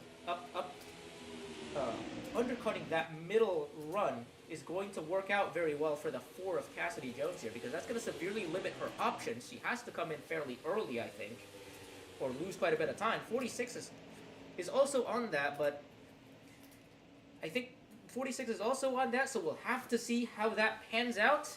So, but I think either way, the 46 is in for a good chance here of making things happen. Because I feel like another thing to worry about, of course, the number of laps left once those final stops happen. I don't know if we'll see if you do take the overcut, whether or not you'll have enough time to make things to kind of make use of that. That's another thing to keep in mind. Maybe the 4 and 46 know something we don't hear up in the studio. And with that, we'll send things back to the booth now. Still lots of action coming up as we approach 60 to go here at Oregon. And a lot of things left to be decided here in the Moda Health 300. Back to the booth now. Yeah, Liam, you got a pick here? I mean, it's hard to not root against Cassidy Jones right now. She's been really fast all day long. That 4 car we saw coming off of the last pit cycle had a ton of speed. She's just got to catch the 42, and she'll be right back up at the front of this field. So I'm going with Cassidy Jones in that 4 car. All right, I think I'll take the 31 then. Petra Ilatovsky standing in for Lori Ramirez in that 31 car. She's done such a good job today. You know, this is her first real experience on a big track like this. I think she's done a great job. I think it's very possible she might contend for the race win. I think she can do it, actually. So I'm going to go with Ilatovsky in the 31 car. They've just lapped LaTanya Gray in the 65. She had a tire go down earlier on. Can head back a little bit through the field. Charlie McCarron's actually moved up into 10th spot right now. How about Jackie Kennedy? She's running 12th at the moment. We haven't really spoken much of Kennedy all day. She started dead last. She's done a pretty solid job in this race, though, I think. Great run for her so far. When you start way out back like that, even sitting just outside the top 10 is an accomplishment. Jennifer Wilson's really far back. You know, she started out on pole, but she has not looked very strong since. Started out on pole, led a bunch of laps earlier on today, and it's just sort of been downhill from there. Now about to get lapped by Freya von Lundqvist in that 42 car. And we still have 30 cars in the lead lap, which is, I think, says a lot about this parity of this series, considering, you know, we have 30 cars in the lead lap, and we're 143 laps into this race, and we've been green the whole time. There has not been a caution flag in this race yet to this point. Continental Series has not had a caution-free race. The only AWSCO race that actually did end caution-free was at Mexico City in the Cup Series. Bria DeLaude actually won that race. 55 is a contender in this one, too. Deborah Williams, I think she might have that kind of luck. I'm not sure. She's got a lot of ground to make up, but at 55 we've seen those Dark Horse racing cars have been quick all day long. Well, she's fast. Just right now, the 42 is flying. Yeah, 42's got the clean air, and she is rolling away with this one, but might be at risk of using her stuff up a bit too early heading towards this. We should have one more pit cycle. We should have one more pit stop, yes. That's the only concern I have right now for the speed of the 42. She's getting far out. She's using too much of her stuff before she ends up having to battle with anybody else, and then when she gets into those battles, she's going to get swallowed up by the rest of the pack.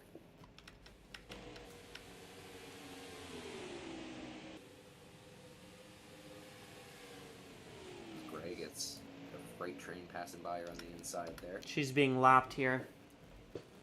Well, they're trying to lap her. It's LaTanya Gray. She was never going to make it easy, was she? Well, especially not with Cassidy Jones, because those two, well, they don't really like each other. No, and I'm just going to leave it. I'm going to leave it at that.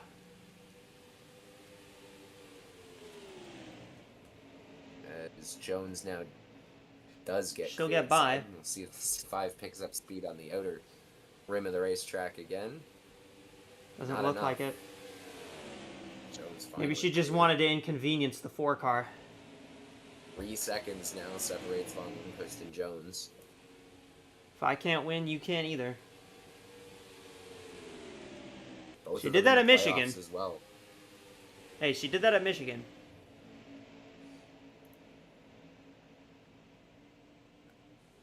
It really needs a good rivalry once in a while, and these two have had their back and forths. Yeah, especially this season.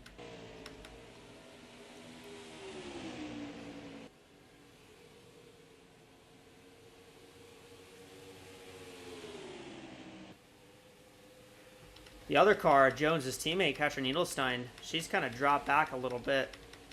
Okay, a lot. She's back in 18th. Still top 20. Izzy Overman sits 17th at the moment, battling with Robin Morales for 16th, actually. Alice right now in a much better position than she was in earlier on in this race. Well, that's a pretty low bar. It is a low bar, but being around the top 15 is... Martel's the only car out of the race right now in that 51.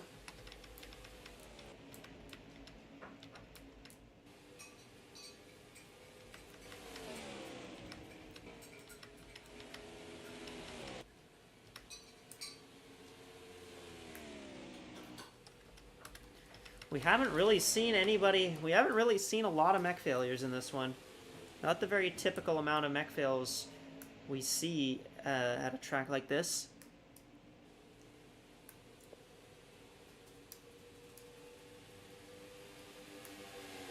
Either everybody's locked in knowing it's playoff time, or...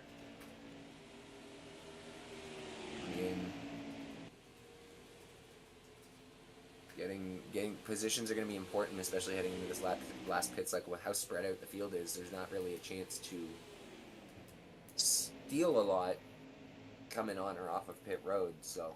Yeah. Well, you got to get what you can.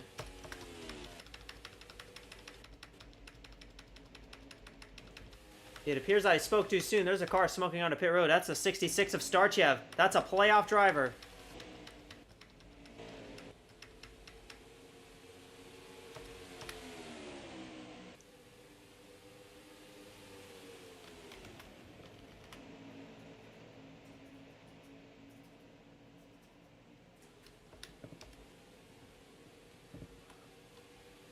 Second place being battled for. Ilatovsky trying to take it from Brousseau.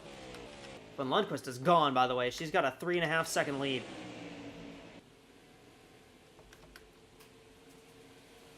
And Starchev is done for the day, so. Well, guess what? Another point for Vinny Schultz.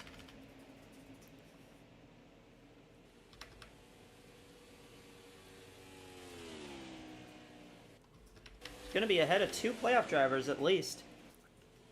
Which, I mean, when she's also a playoff driver, that is the least you can ask for, right?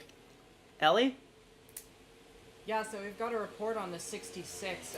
It looks like the gearbox is what took out that car. Very unfortunate for her. That is very unfortunate. She was running pretty solid early on in the race. But now she's going to end up 37th. Not much to show for a day that was solid. But it's been pretty low attrition, so if you if you drop out, you're going to go really far back. Oh, caution! There's a car around. Oh, there it is. I think it might have been the 7 of FaZe Zanda. Yellow flag is out on lap 156. That's our first yellow flag of the day, and everybody's coming to pit road. Well, we knew it wasn't gonna last forever. 60 car of Wilson is the free pass.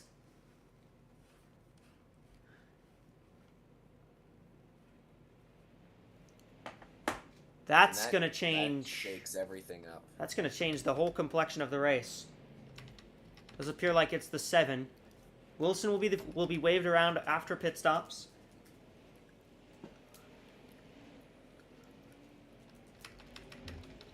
We're going to watch the race off pit road. 2 and 7 cars I believe, were involved in that incident. 31, there's the 60, got waved around, it'll be the 31. 31, gonna have the lead off pit road. Really bad stop for the 14. Jones really dropped back. Wow, she dropped back a lot. And again, remember, lap cars in between the top 10 will get waved around.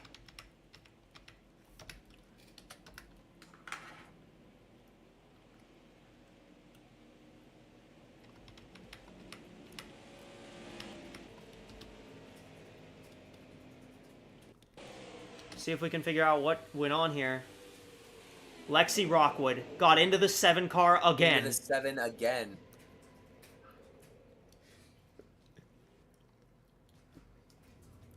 Second week in a row, luckily this time. Yeah, this time there's not going to be a severe injury because it looks like the 7 car is still on the track.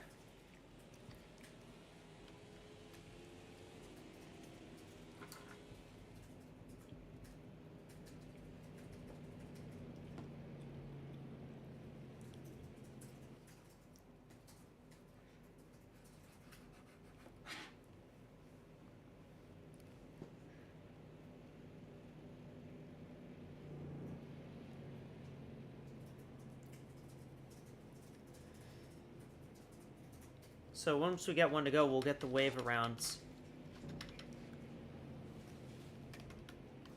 59 of Abby Buchanan just retired from the race. Wonder if something happened to that 59 car.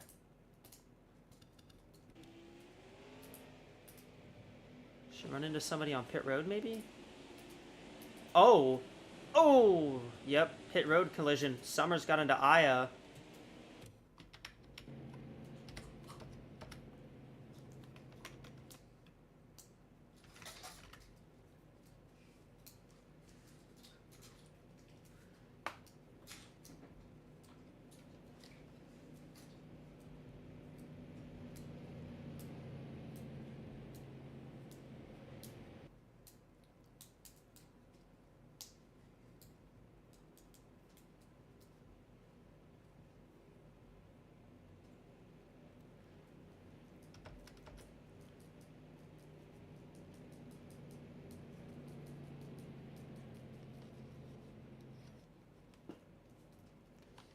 Lights are out on the pace car, so we're going to go green this time.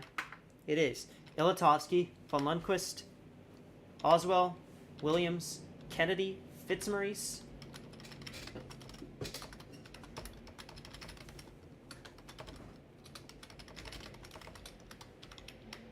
McCarron,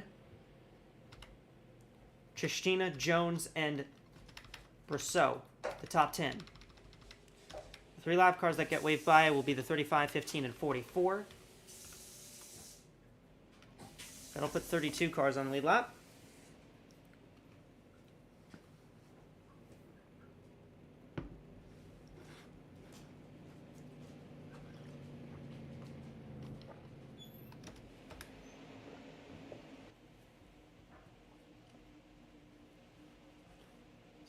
We're going to have about 50 laps to go. 39 laps to go, excuse me. We're going to have about 40 laps to go. Sorry, I can't do math right now for some reason. Yeah, this restart's going to be a real difference maker. It's going to be chaotic because now everybody's got the fuel to get to the end. Everybody's got the tires they're going to take to the end.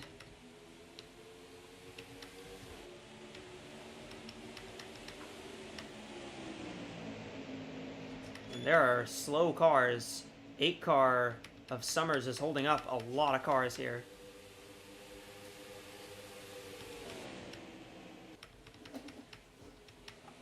Ilatovsky has the lead. Von Lundquist is second. Oswell, Williams, Kennedy, Fitzmaurice. Here comes Von Lundquist for the race lead. Freya to the inside.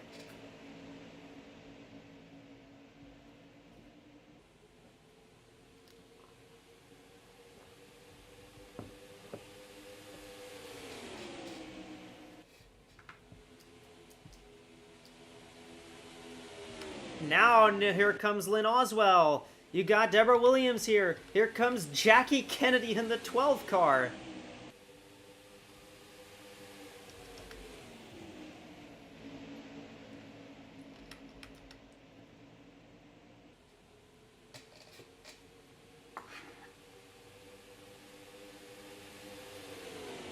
Lynn Oswell to the front.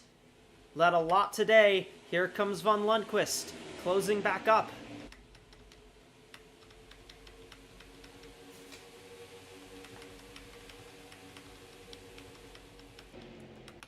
Oh, caution. We have another yellow.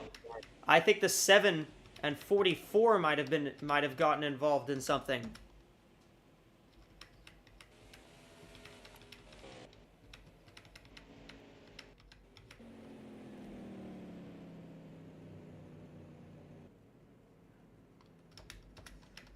Well, that might have been something in turn 4. Free pass car will be the 11 of Aya. What's the old saying about cautions? Cautions breed cautions. Aya, don't go to the outside. Why are you doing that? Okay.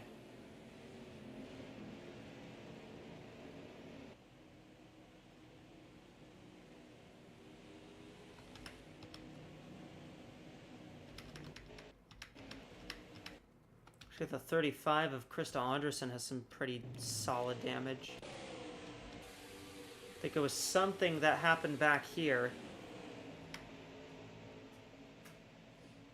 Lulu Connie. I'm pretty sure Connie was in it. Oh, Summers tries to close down on Connie. There's nowhere to go, and that collects 35 M7.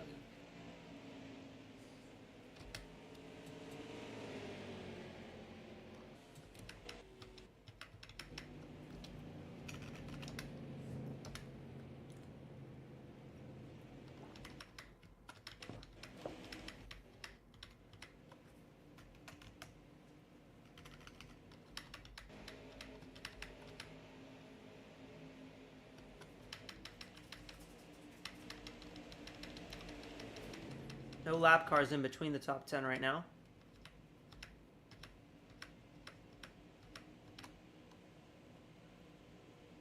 It's probably gonna fall to another yellow slash another lucky dog if somebody's gonna get their lap back now.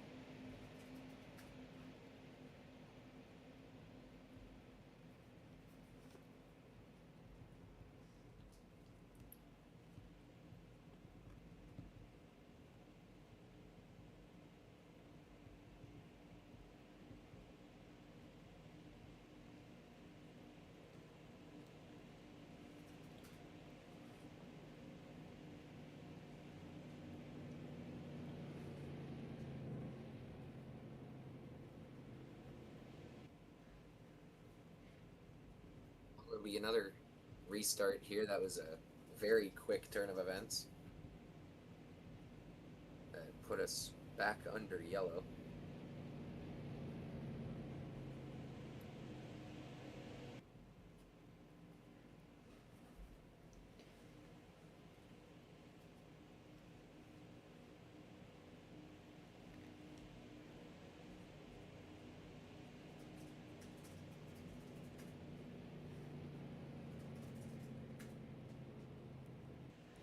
Lights are out. So we're going to go back to green here fairly soon. Well, the next lap is when we're going to go back to green. You know, the things I said about the LSCI drivers, they're actually doing a pretty solid job. Bridget Brousseau, 9th place right now. Charlie McCarron is sitting 10th. Isabella Fitzmaurice is another LSCI driver. She's actually running 6th right now.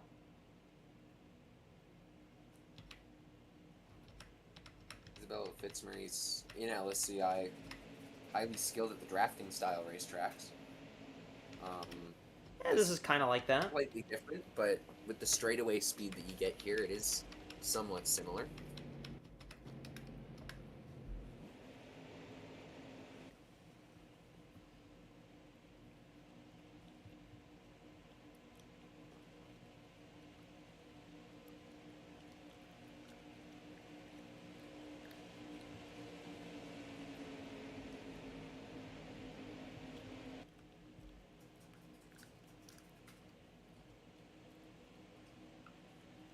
Pace car's off. Green flag.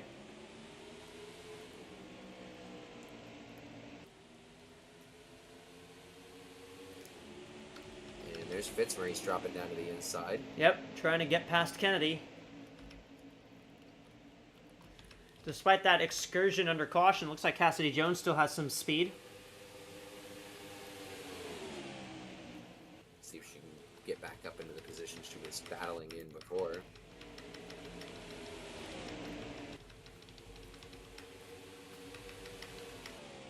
Oswell with the lead. Von Lundquist is second.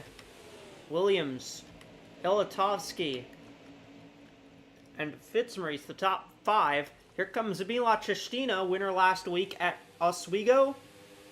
Going for 6th.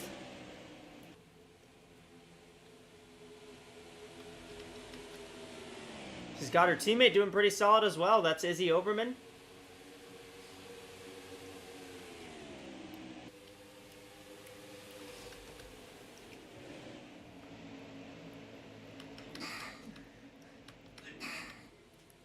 Ilatovsky's taken second now from Von Lundquist. She's going to close up on Oswell. Here comes Fitzmaurice. Third.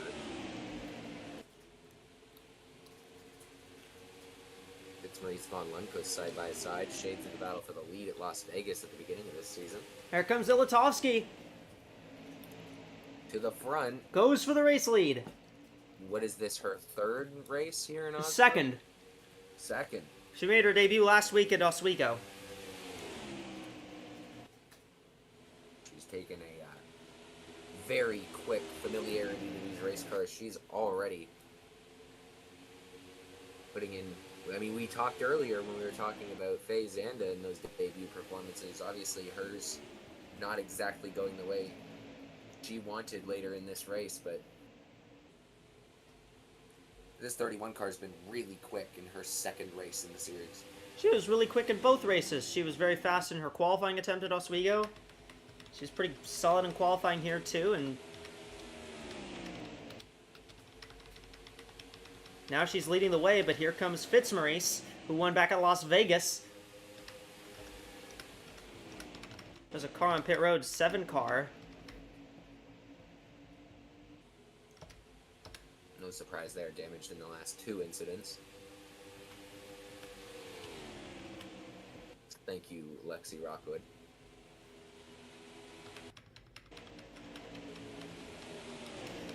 Do we really want to thank Lexi Rockwood for anything? I don't. After last week, I don't think so. No, it was a sarcastic thank you, but How about Karina Willis-Callaway? She's moved her way to 15th.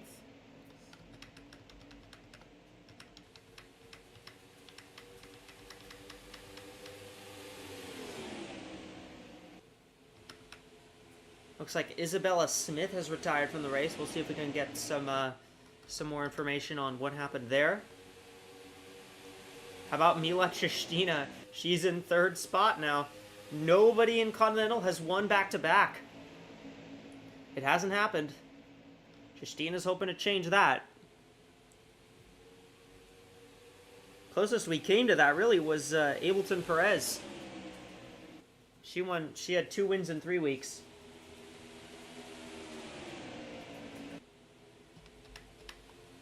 And here comes Cassidy Jones. She's got a push from Izzy Overman, too.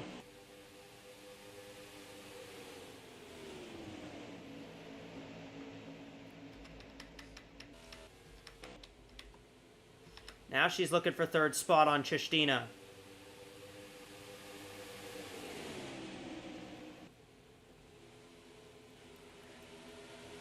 What a run going into turn number 3 for Cassidy Jones there. Now she goes for 2nd on Ilatovsky.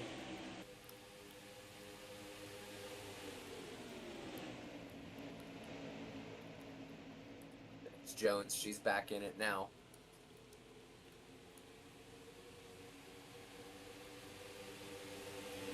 I think some of us might have thought that damage that she got from that excursion with the 11 car might have harmed her.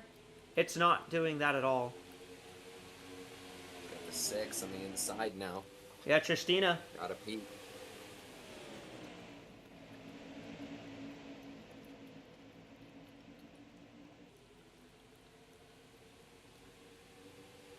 .21 and a half laps to go in this race.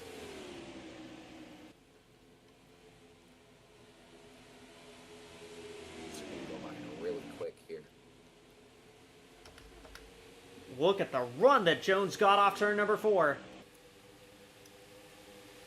I thought the 38 had a problem, but no, the 4 just got a huge run. And she's going for the lead as we're at 21 laps to go.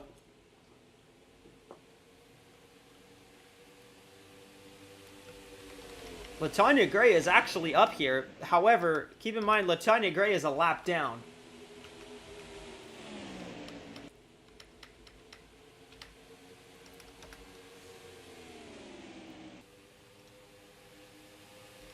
New leader, it's Cassidy Jones out front.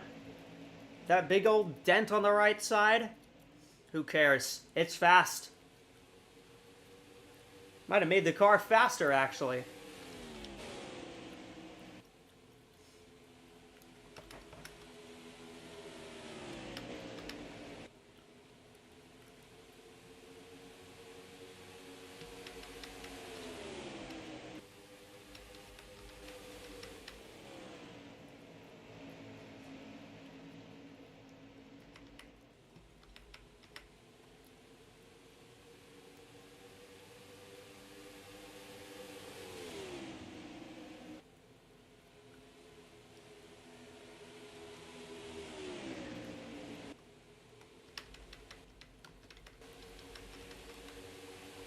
Hey, Liam.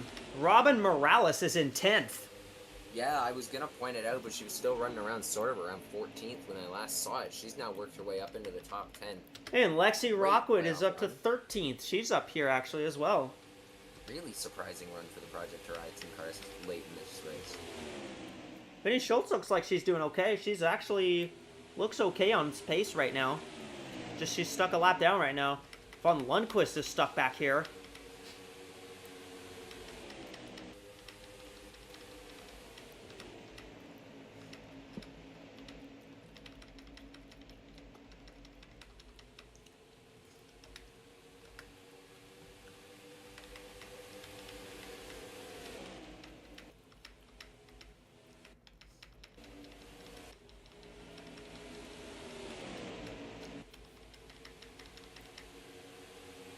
Christina sitting in second, but here comes Deborah Williams. Cassidy Jones is out front, looking for her second win and looking to get that ticket to round 3 and skip everything that Talladega or Martinsville might have to say about her playoff run.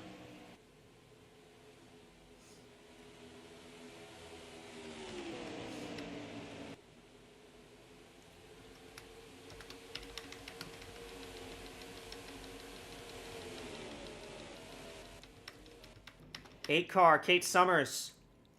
Gonna have an early end to her day.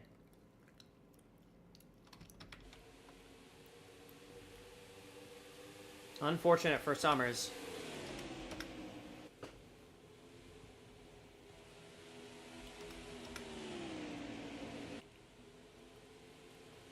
Makes her way onto pit road.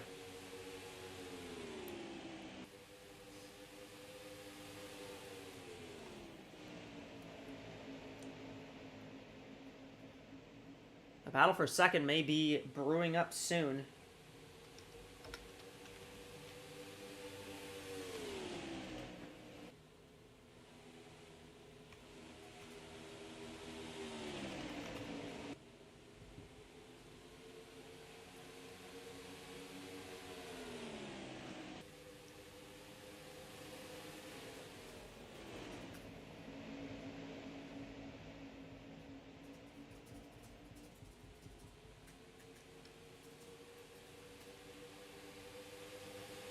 A very, very solid run, though, right now for a lot of these cars. 55 really lost momentum going into turn 3.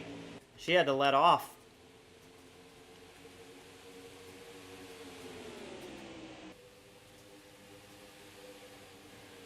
Here comes LaTonya Gray, by the way. This 65 car is on a flyer right now.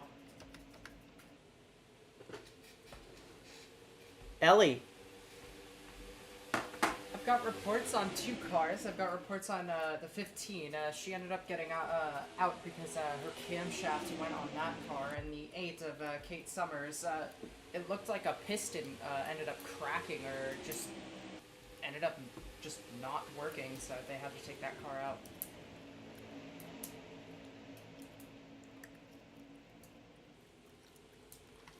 Well, as we've reached our Windows 11 to go, if you're Cassidy Jones, this is the last car you want to see in your mirror closing up to you. Especially considering she's a lap car. Remember the last time Cassidy Jones and LaTonya Gray were battling and LaTonya was a lap car? That was Michigan. And the one thing that didn't happen for Cassidy Jones was she didn't win that race.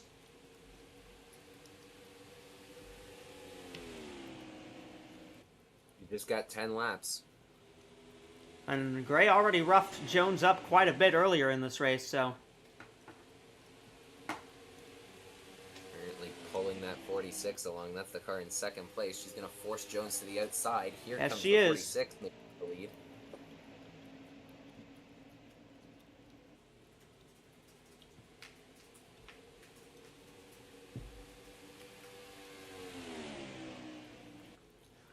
LaTonya's going to force her way by. And here comes Bridget Brousseau in the 46 car to take the lead.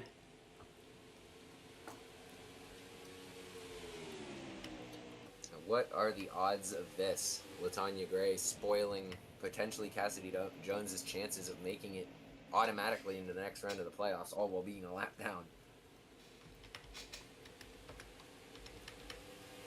Well, there's both of the Project Horizon racing cars now in the top 10. 8th and 9th for Robin Morales and Lexi Rockwood. Yeah, they're having a really good run. Petra Niedelstein's made her way up to 10th, actually. Meanwhile, Jones is coming back. He's now back to the inside. Back to the inside on Brousseau. The damage on that car. Not doesn't affecting seem her. to be slowing her down.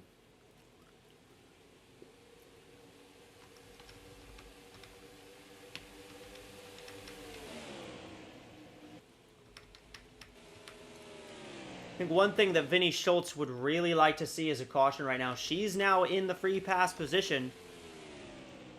If we get a yellow, that would let her get back on the lead lap, and that would let her maybe make up some positions, but she's going to have one really quick because we're approaching that point where a yellow flag would just end the race.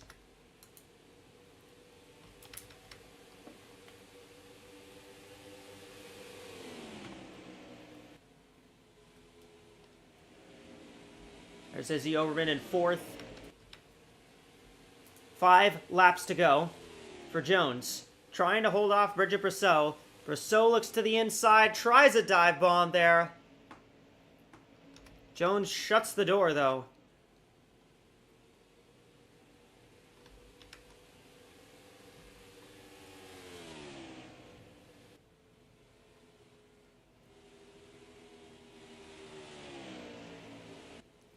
Jones did a great job defending back in Vancouver when we ran that race.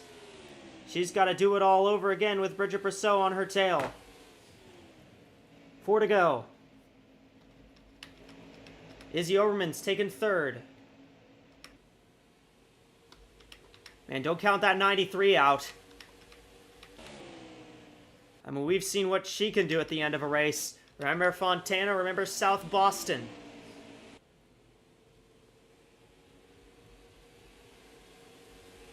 Three to go. Jones trying to hang on. Shastina's made it up to 4th. There's Hageman in 5th. Kennedy's really getting forced out wide. Brousseau looks to the inside again into turn 3. This time she may have enough room. But Jones is going to get the run on the outside. 2 to go. And Jones holds the lead. Gonna be a tight battle. That 46 looks like she's trying to generate a run coming out of turn 2 here. She might get a shot coming out of It's 4. going to be just between it's going to be between these two, I think. It's gonna be a close one as well. Latanya Gray is not going to have a factor in this. White flag. 1 lap to go. 1 lap to go. Cassidy Jones trying to get win number 2. And a spot in round number 3. But Brousseau got a good run through 1 and 2. Here comes the 46 to the inside. They're going to be side by side coming to the start-finish line. 3 and 4. Doesn't look like Jones has the run, but we'll see coming out of turn 4. We'll see. The outside usually is a little better. But it's not going to be enough. Bridget Brousseau wins in Oregon. And she takes it away on the last lap. What a finish. Great finish. And a great job by Brousseau to pull that one out. From what looked untenable.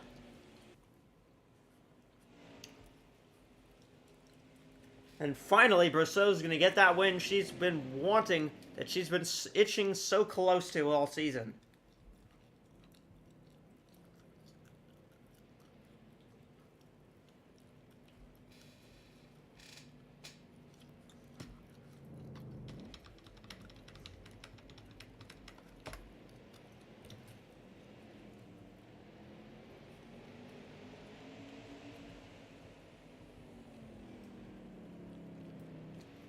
And hey, an LSCI driver did in fact win here at Oregon. 0.076 seconds, the margin of victory. That's the closest we've seen all year in the Continental Series.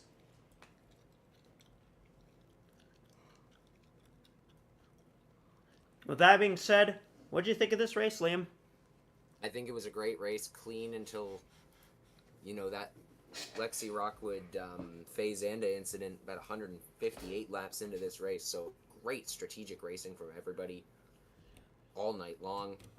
Incredible finish. We saw the lap cars sort of get involved in that, funnily enough being LaTanya Gray, who ultimately did cost Cassidy Jones the win here.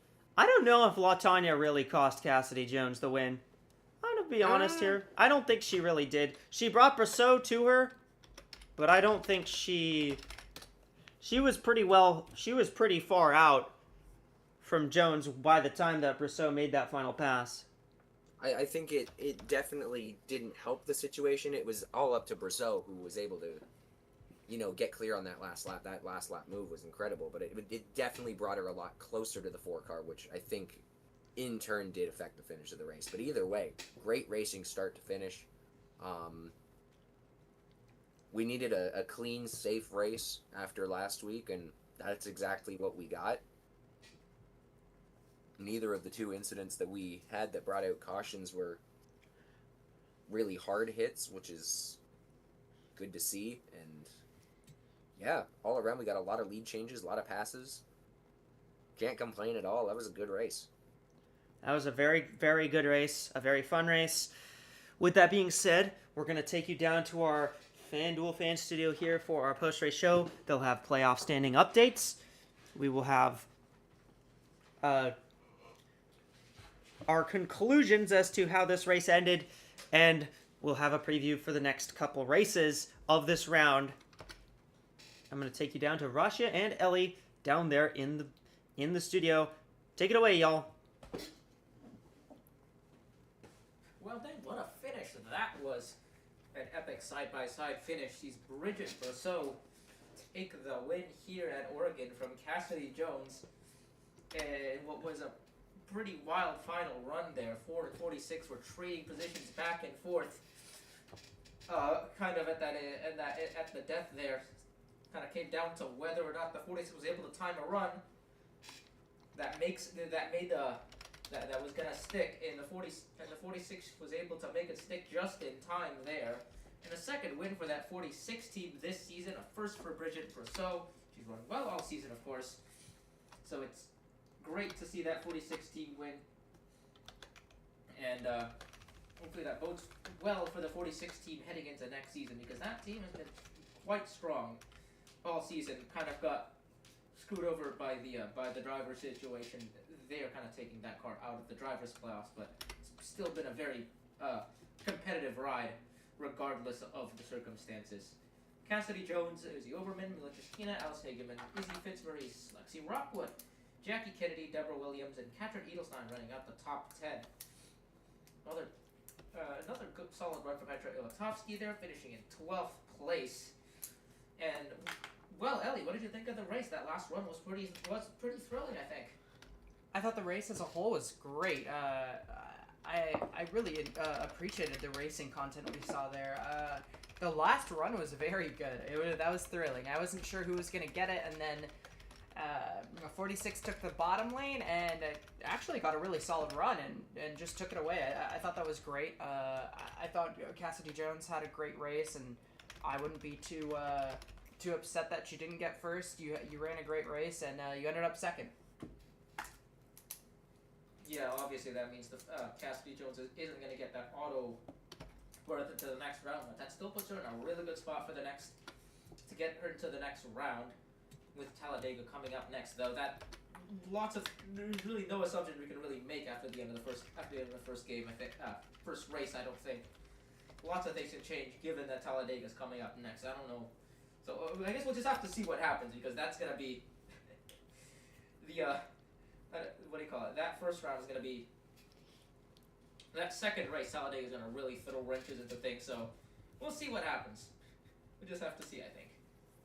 Yeah, this race, well, I feel like it's kind of a preview of not necessarily Talladega, but a little bit, but the rest of the second round. I think that was great racing, and I think that's what we're going to be in for the rest of this round. But a thing to look out for is I think where Cassidy Jones put herself points wise is in a very decent spot. No matter how you cut it, I feel like how she performed, she's going to be fine points wise. This first race isn't going to make or break everybody, but you can at least be comfortable for a bit if you're Cassidy Jones. Yeah, probably. And given where, everything's gonna be, and given how the points, we had quite a few cars had big problems early on in this first round. Obviously, Martel and Starchiev retired early. I think, Vinny Schultz didn't run very well all day. Latanya Gray didn't really have a good run. There's at least 4 cars there, I think, that didn't run particularly well, and I think those drivers are gonna be kind of, that did noticeably worse than everyone else. So I think there might be a pretty decent gap between everyone else in that bottom 4 to 5 or so. So we'll see how that works out. But I think there might have been 4 drivers that are only about 10 points behind the rest of the pack here. Yeah, those 4 drivers, they're not out of the rest of the round, but they're definitely Talladega's the next race, so they're definitely in a precarious position. I would say, you're gonna want to run good at Talladega. You're gonna really want to run good there. I mean, if you don't run good there, that's when you really have to start worrying. Mm-hmm. Definitely.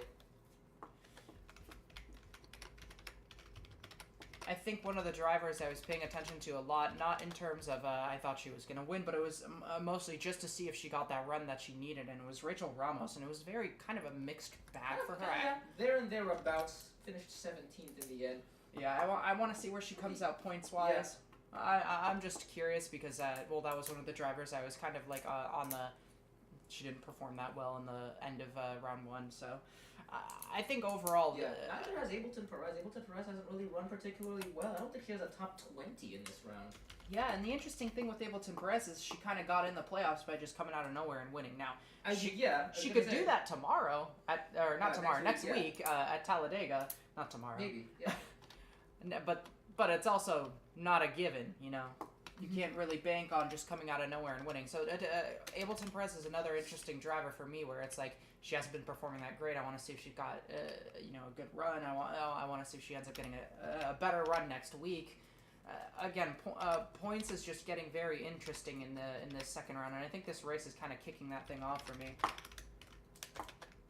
Yeah. Well, we'll just have to see how the point standings shake up, but otherwise, yeah. I was looking at the rest of the results here. Any other interesting things to look at?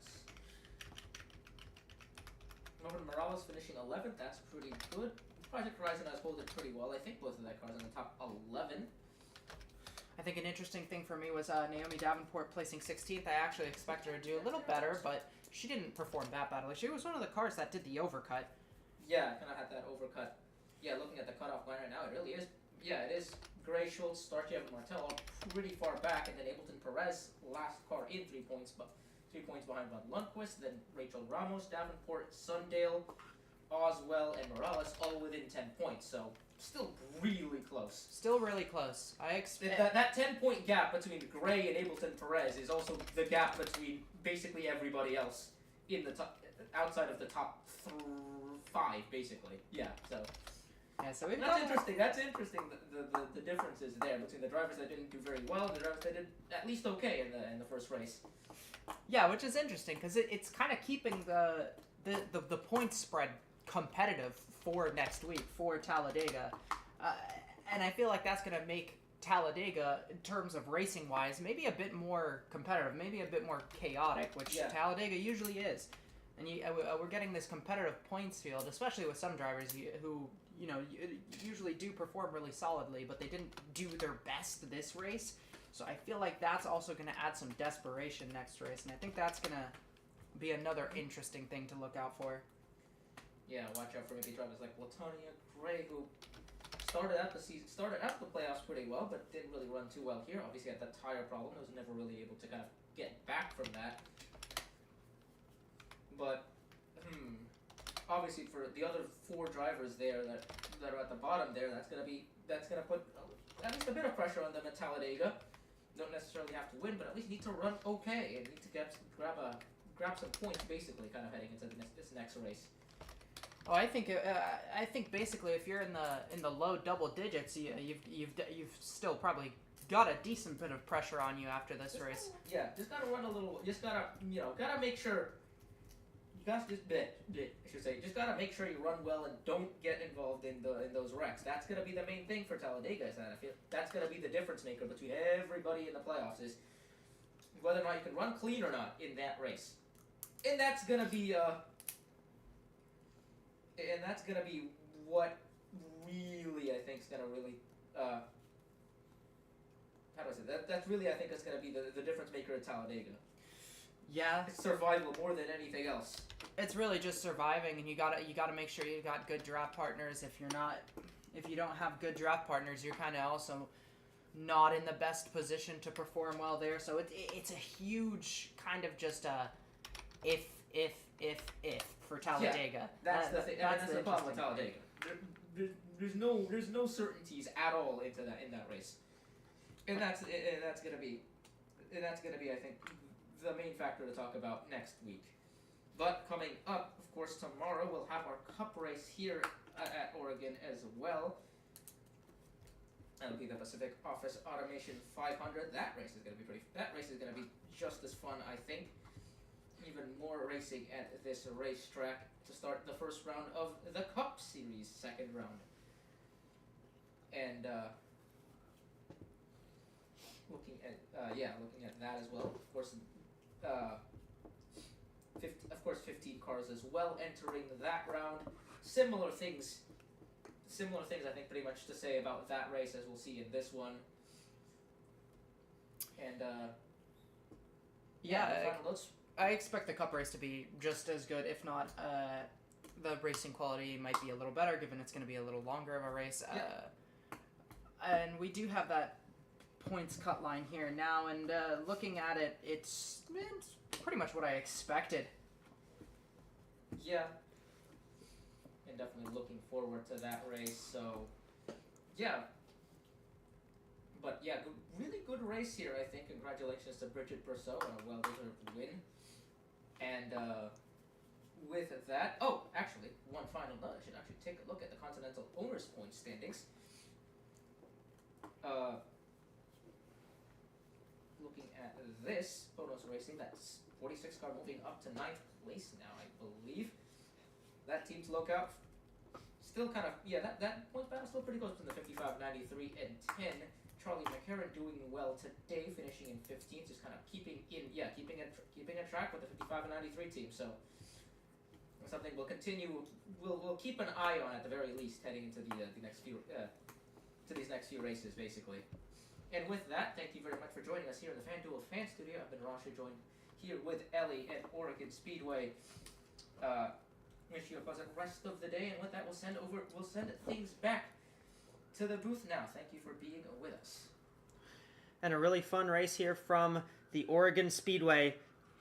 Congrats to Bridget Brousseau on taking her first career win. 2 weeks in a row, we had a driver that came in mid-season, take the checkered flag, and go to victory lane. Next week, we're at Talladega, but on Thursday, we'll be here for the Cup Series race at Oregon.